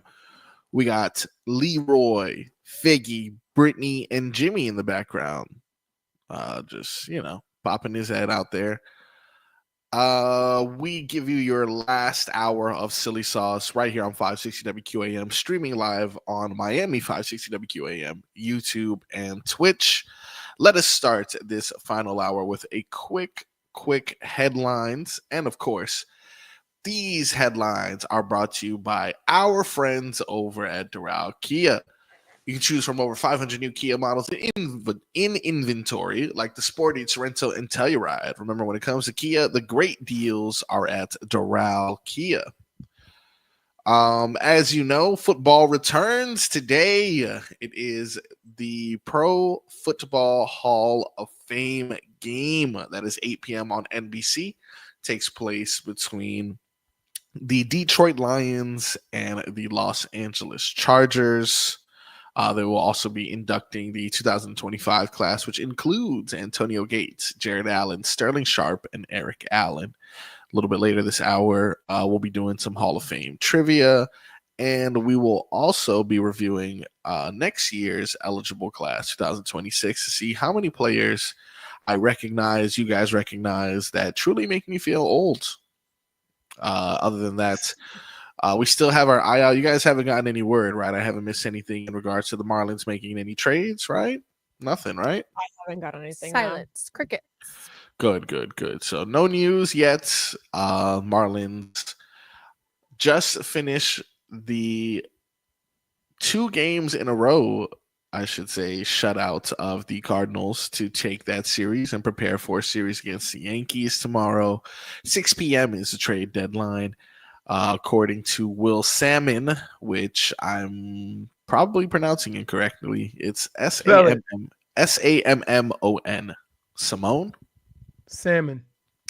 Yeah, I'm going to go with Salmon. He says the fact that they're 3 under 500 hasn't changed their approach. So maybe they'll still be aggressive. We will keep our eye out. But they're not going to be aggressive. I don't think so either. I think they got something going. The Seattle Mariners were aggressive. They just traded for a guy that's had 36 home runs.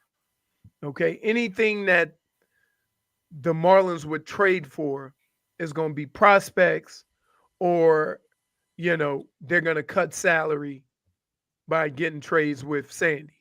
So, while it's all an impressive story and everybody, they're not there yet. They're not there. We all know they're not there, even though you want to think that. Not even close yet. We'll keep an eye out for that. The Miami Heat at the center of arguably the biggest memorabilia heist in sports history. Details are going to continue to roll out there.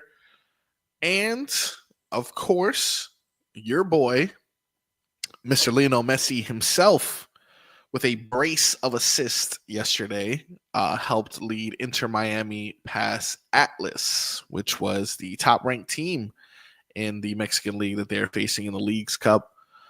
It was in the 96th minute that Messi was able to get that last assist in for the game-winning goal.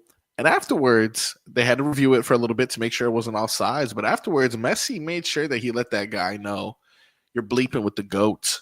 I never really see Messi get in people's faces like that. You usually don't see when you're the greatest, like the LeBrons, the Messis of the world, Tom Brady, very rarely do you get into like a back and forth with anyone because it's like, you know who I am. But no, Messi made sure he let that Mexican midfielder know, messing with the GOAT, buddy. So they have an opportunity to get back in action 2 days from now. They'll be taking on, I don't know, another Mexican team. I have it written down somewhere, but you get it. What do you think of these stats since he has joined Inter Miami since 66 games ago?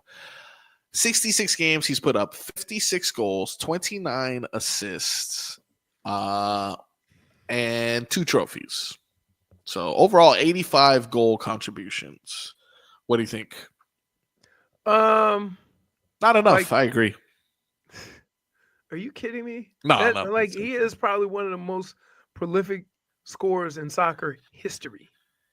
Right? And he's Yeah. done it on every platform, whether it's World Cup, whether it's the Champions League. Well, he's done it at every level. Nobody stopped Messi from scoring. So to say he's here, and also listen, just a little FYI, MLS. I know you paid a lot of money to get Messi to come over here, and I know you feel slighted that he didn't go to the All-Star game. But come on, stop. Suspending him? Yeah, I mean, it's, policies. No one's above the rules, Leroy. Right. What is this team? Steven is saying the team is Necaxa? There's no Hispanic way of saying that, right? I'm more than sure that's not how you pronounce it. Necaxa. Whatever you want to do, it does not get better. Like you could just give up already. Necaxa. Necaxica. Whatever, man. We're gonna win anyway because we have Messi.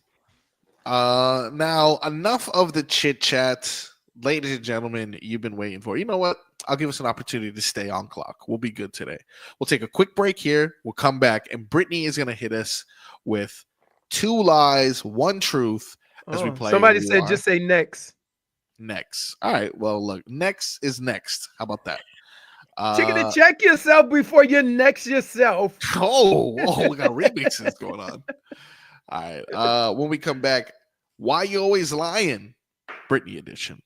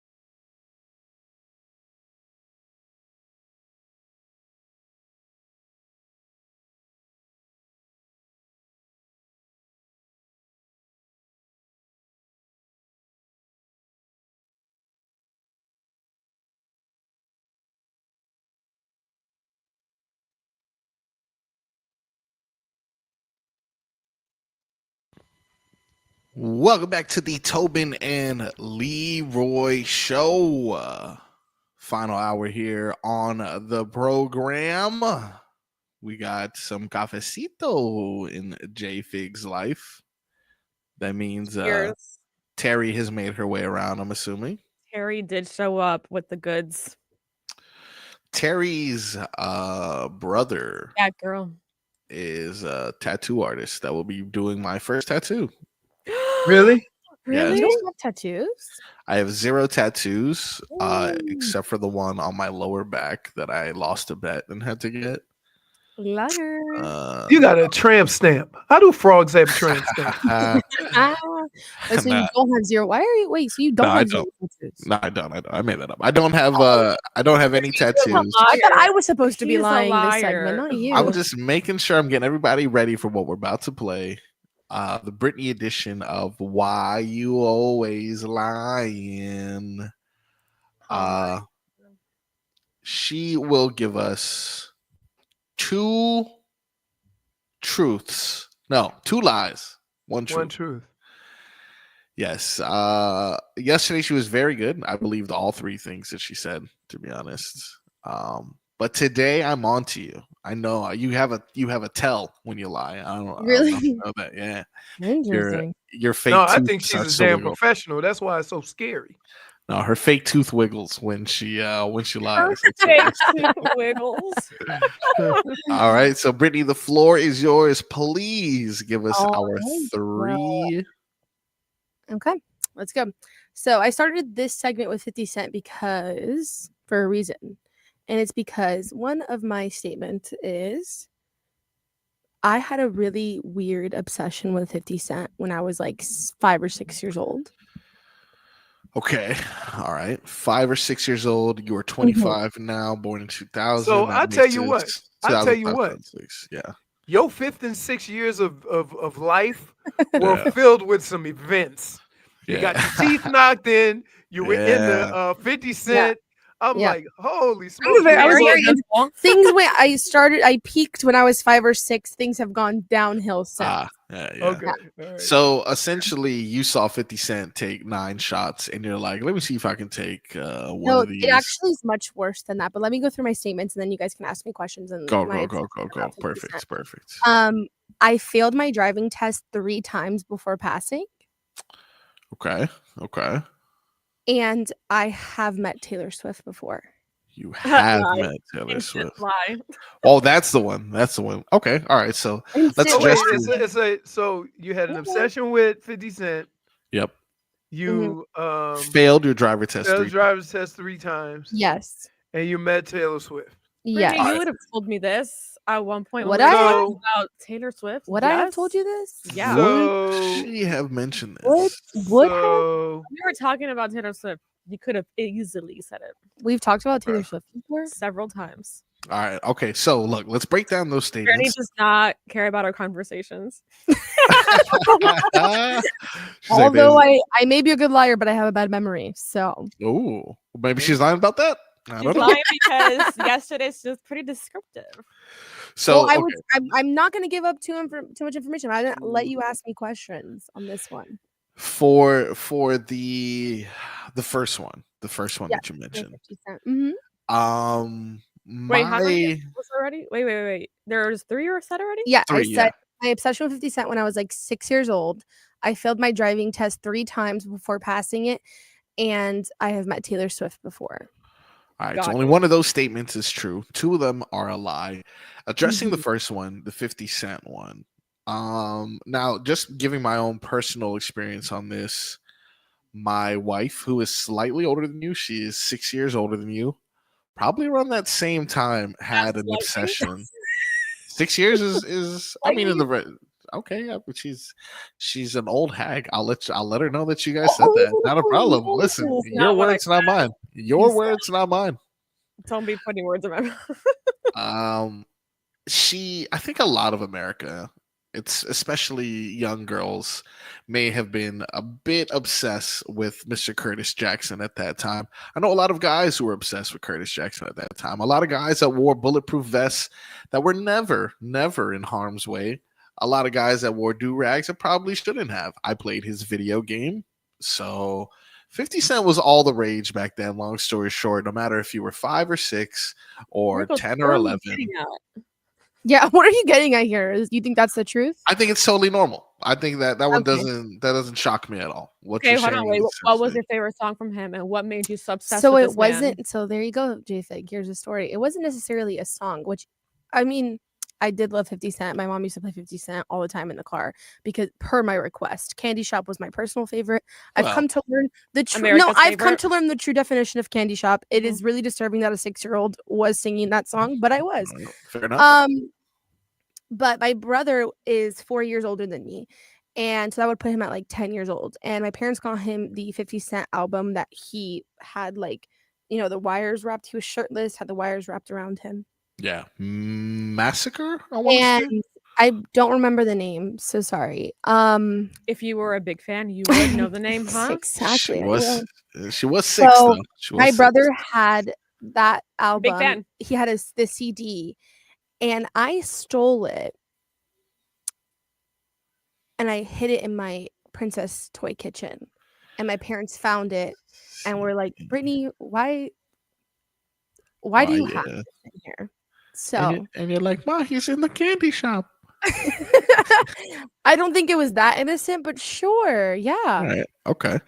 All right. So that's the You had 50 the Cent. CD player. Did I have a CD? I did not. I had a princess CD player Mm. with headphones. Mhm. But I didn't even steal the CD. I only stole the album Oh, the album. because my brother had one of those stereos that, like, you could put multiple Yes, CDs I and then have it one would of like those too. so the CD was Yeah. in there. It was purely based off of the fact that man was shirtless, Mhm. and I guess he was like, That's Yeah. interesting. I don't know. Yeah. Very interesting. Very interesting indeed. So you Mhm. were All right. very attractive. Sorry. Sure. Okay. Okay. Listen. Let's move no- on to the Taylor Swift debacle. Wow. So she wants Oh, to. you're not gonna ask me about my I'll me get failing to it. 3 times? I'll Okay. get to it. Okay. Yeah. Where'd you meet her? Where'd So you I meet met her? her in New York, where she is, where her residence is. I went to New York when I was 14. Was Okay, she still lives there. I don't know anything. Okay, On Cornelia Street? not on anymore? Cornelia Street. Oh, okay. She didn't even live on Cornelia Street at this time. I don't think. Actually, I have no idea. Respectfully, That's I went not to New weird. York when I was 14, Yeah. and I was with my cousins, and my cousin was a huge Taylor Swift fan, but I was a huge Harry Styles fan. And if you know anything about Harry Styles and her, in 2014, they dated. So Mhm. I absolutely despised Mm. Taylor Swift.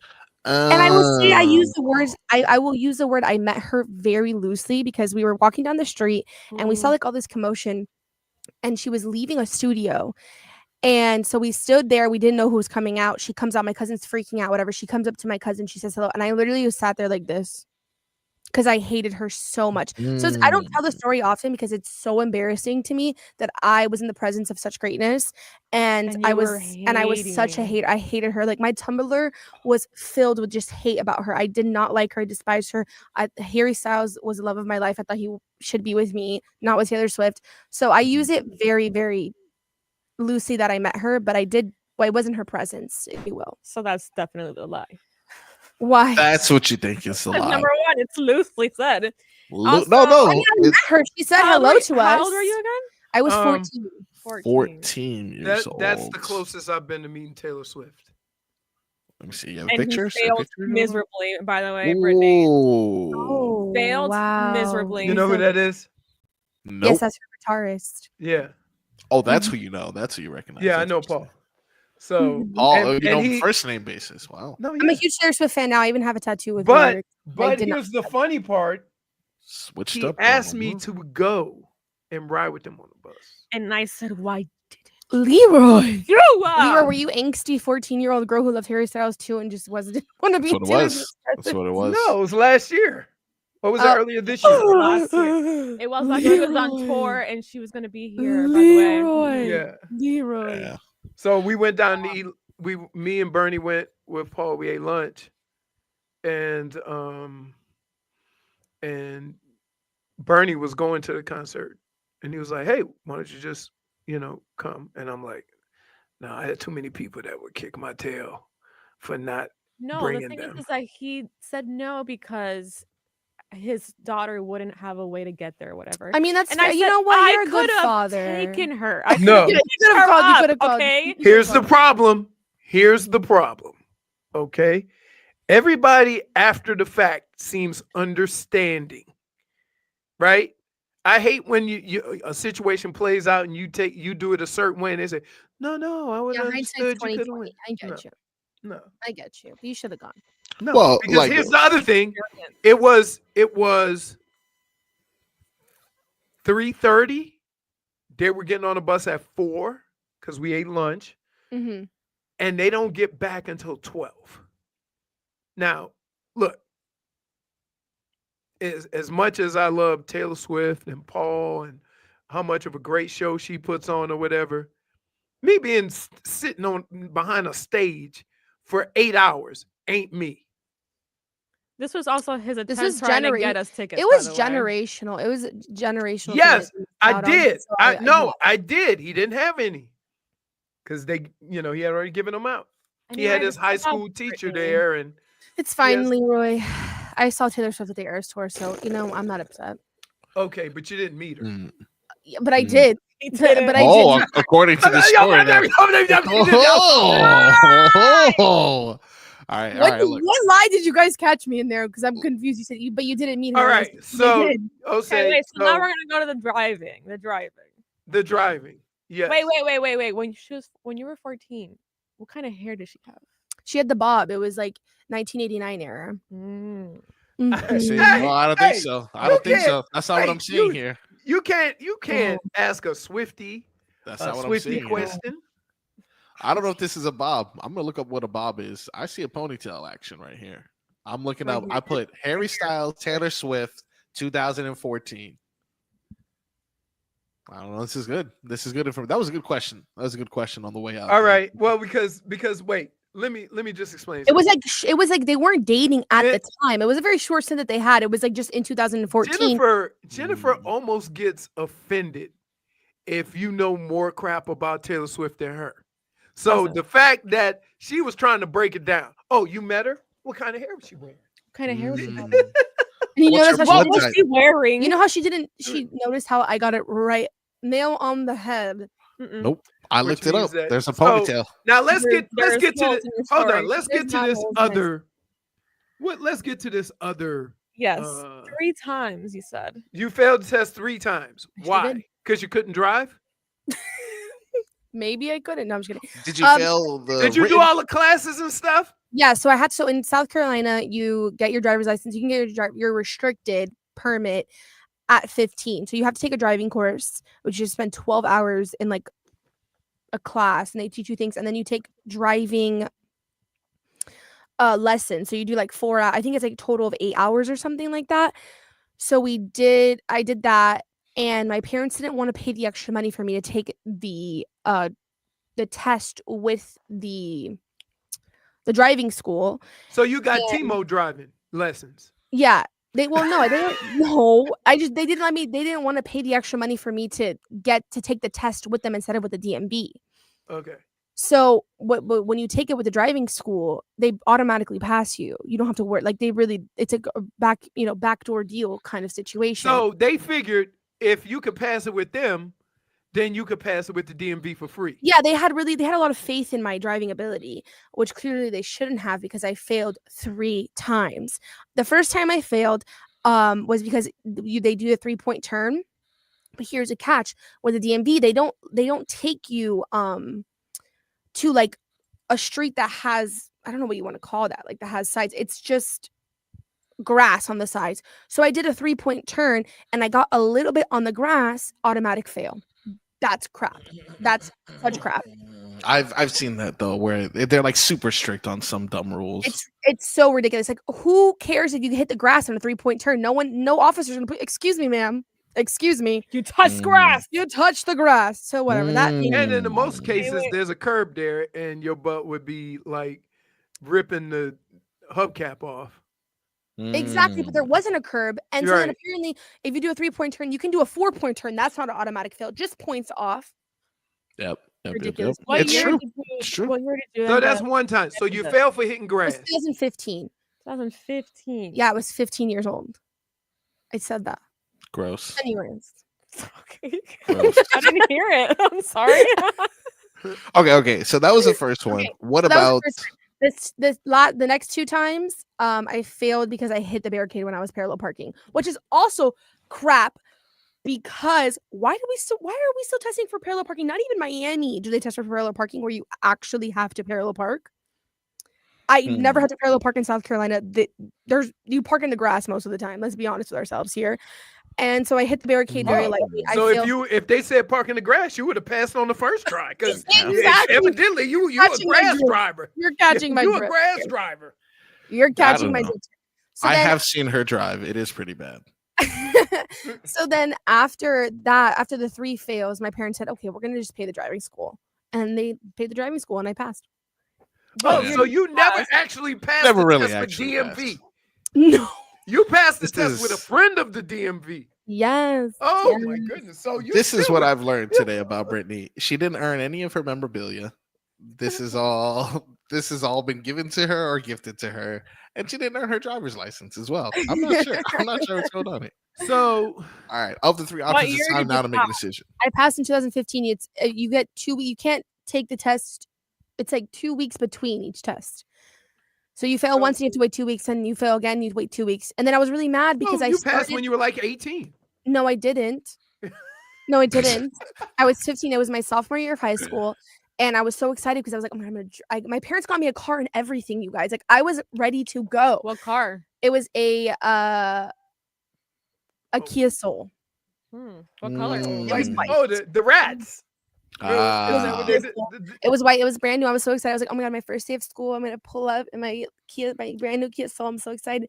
And then I failed twice and I couldn't start till like a month. I couldn't start driving to school till like a month later. I failed my But it first was a test. month later. 2 I weeks passed my between- first test because Really? when I made a right Mm. hand turn one time, I damn near donutted because Wow. I was going too fast. Yeah, and now the guy doing the test, he was mashing on the, I had to pass my. he was father's mashing on the exam passenger before I even brakes. got to the DMV. He was always like, he's like, whoa, stop sign, stop sign, stop sign, stop sign. I'm like, the light screen. He goes, but he said, you're gonna hit this turn at 45. I'm like, yep. Mm-hmm. all right, so we have the 3 statements. Those are We my got stories. Our I'm follow-up sticking to- questions. Just to remind everybody, she had an Did the obsession. car have a spare tire? I don't know. Oh, Hey, found out. I don't know. That's why I you don't didn't know. pass. Well, I'm such a good driver that my wheel didn't pop, so I didn't have to worry about if there was a spare tire or not. Thank you. Mm, How well, many you wheels weren't that good of a did you have, huh? driver. No, So- it was the DMV's fault. It was not my fault. I'm an excellent driver.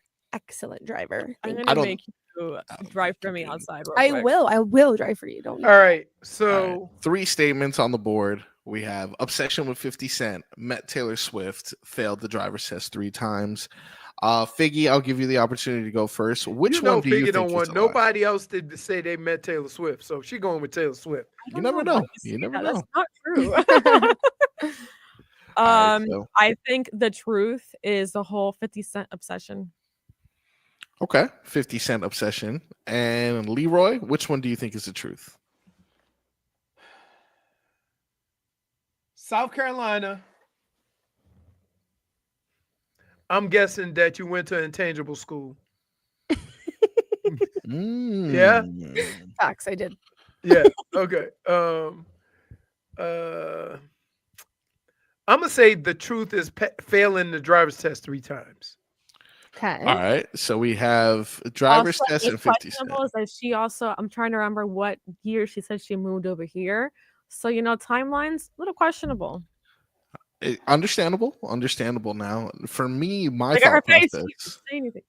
It's just because you're so wrong. My thought process. Okay. I mean, not like let But anyway, very fixated on something that became the truth. So, not wait, not to let you down gently. She just hit you over the head with some bricks. No, you're Just We'll see about that in a couple seconds. So I do think that she stole her brother's CD, but I don't think she was obsessed with 50 Cent. I just think that was a portion of it, and she built something around that.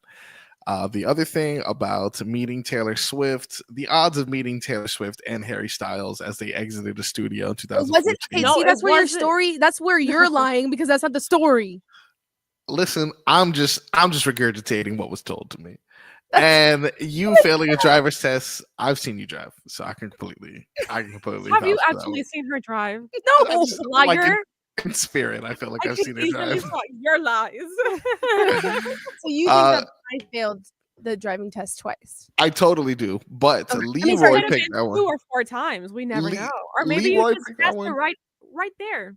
Once. JFig picks 50 Cent, so I'm gonna pick Taylor Swift. No way you met Taylor Swift. She's not just walking out of a studio, No, and you she's don't not know. gonna You say have to hi the to one you. truth. There's only one you're truth. picking the one truth. Oh, I Yes, apologize. yes. That one's a lie. That one is the other one. 50 Cent one, I think, is an embellishment, and I think the truth is that you failed your driving test 3 times. Okay, so you are in agreement with Leroy. Yes. First So lie. first lie revealed. Okay, the first lie revealed is that I did not meet Taylor Swift. Wait. I know that. Wait. Have you ever met somebody? Have you ever met somebody get that excited over a lie? I knew that.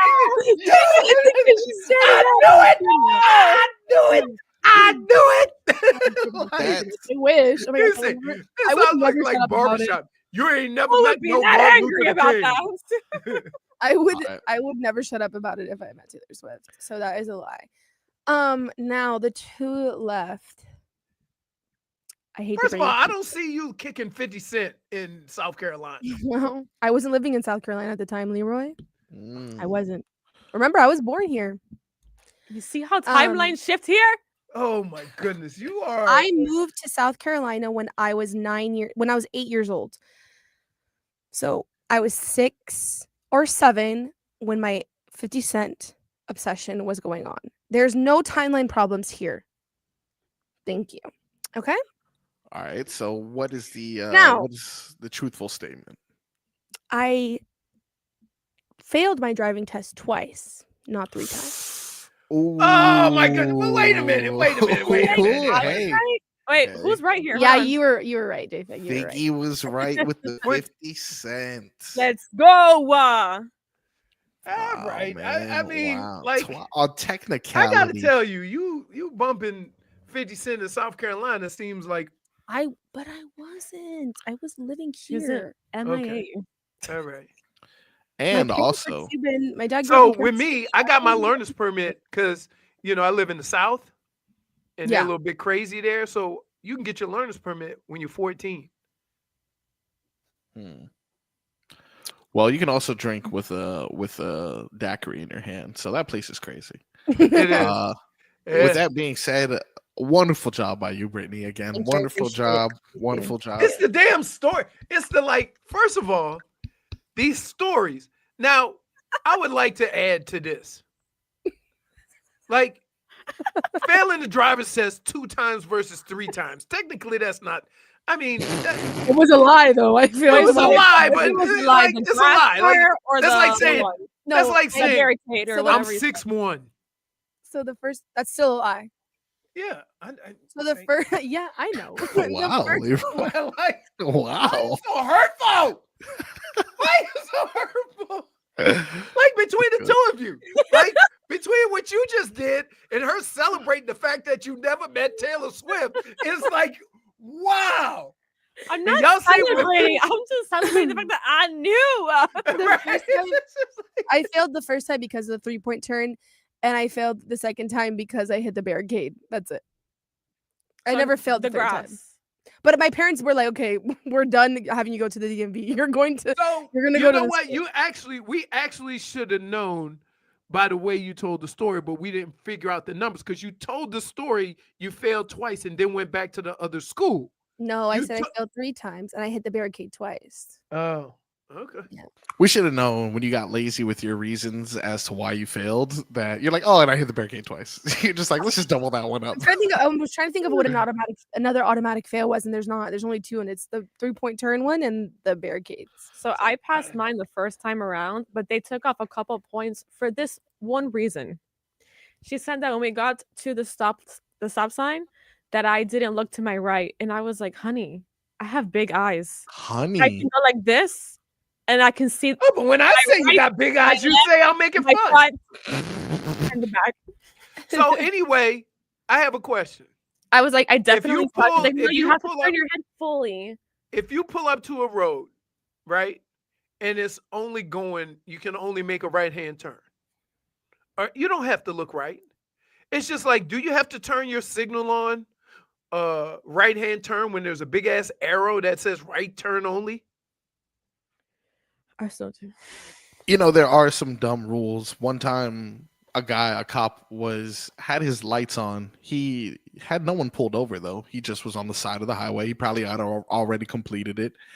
And because I didn't slow down and get to my left lane, he pulled me over. Like, I wasn't speeding. I didn't do anything crazy. It's just he was on the side of the road and I didn't change lanes. So therefore, I don't know. Sometimes these laws are just like, the rules of driving for the driving test are so stupid. So crazy. Really don't understand. No one, like, you're never. Who cares if you did a 5-point I turn? want to know. Can I ask you a question, Brittney? Right? You talk about your driving experiences. I talk about mine. Jennifer talks about it. Has anybody that drives the 826 experienced that? Because I swear, how did they pass? Yeah, that's fair. That's fair. How did anybody driving on the 826 pass a driving test? It always, if you look at a car, when you're on the 826, or you get down by the Golden Glades, or you get down by the Gratney and the 826, when you get near there, if you look at the car next to you, everybody that drives down there looks like they don't know where the hell they're going. It's true. I don't know where people in Miami. They need to go get their driver's license from South Carolina because I'm an excellent driver. Well, what? I literally had to learn from my father how to read streets, how to get somewhere without a GPS. He made me parallel park in between his big truck and a small little cone. Well, I guess he's giving. Like, that's what he's doing. He made me go through it before I even even got to the DMV. My uncle taught me how to drive my grandfather the hard way, because I had my learner's permit. He said one Sunday he called me because he liked to drink. He said, "Hey, go get my keys. You know how to drive, right?" I said, "Yeah, I have my learner's permit." He said, "It's an ID?" He said, "Close enough. Go get them keys and come get me." I'm like, I don't know how to get where you are. That worked out fine. Because it's different. Like, tell me if you haven't experienced this. The first time you drive by yourself is so much different than when you are a passenger. Because when you're a passenger, you realize everywhere you are. When you're a driver, it's like you get lost all the time when you first start driving. I never. Yeah, focusing on cars and other things that could potentially happen. As a passenger princess, you're just making sure. Sorry, that... Mr. Jukebox. I taught myself how to drive. I steal my mom's car and take it around the block. Well, okay. There you go, guys. That's our advice. Why don't you pass some of your driving expertise to everybody else in South Florida? There's so much hostility. Yeah. That's the way we like to end the show here on the Tell Leroy Show, with a bunch of aggressiveness. I know. It started with Jennifer. It's true. What did I do? Because you sound like you were in a barbershop. You ain't never met no Martin Luther the King. You ain't meet no Taylor Swift. You ain't. I would have heard of it. I would have heard this story. We talk about Taylor Swift all the time. Back in the day, Taylor Swift would literally go and cover herself with an umbrella or boxes and stuff like that. So she wasn't waving to people either. You don't know what Tay was doing in 2014. Well, you know what? Apparently I did. No. Very true. Well, ladies and gentlemen, congratulations to Brittney on finally being able to open up about herself on the radio. She's done a fantastic job these past 2 days. Unfortunately, she won't be joining us tomorrow, but she will be in a lot next week. So what we got? The angry old man? Tomorrow we have Vlad the inhaler, who's gonna be holding things down in the Can studio. we send him a care package or something? He came in hot the other day. I did hear that he came in a little hot.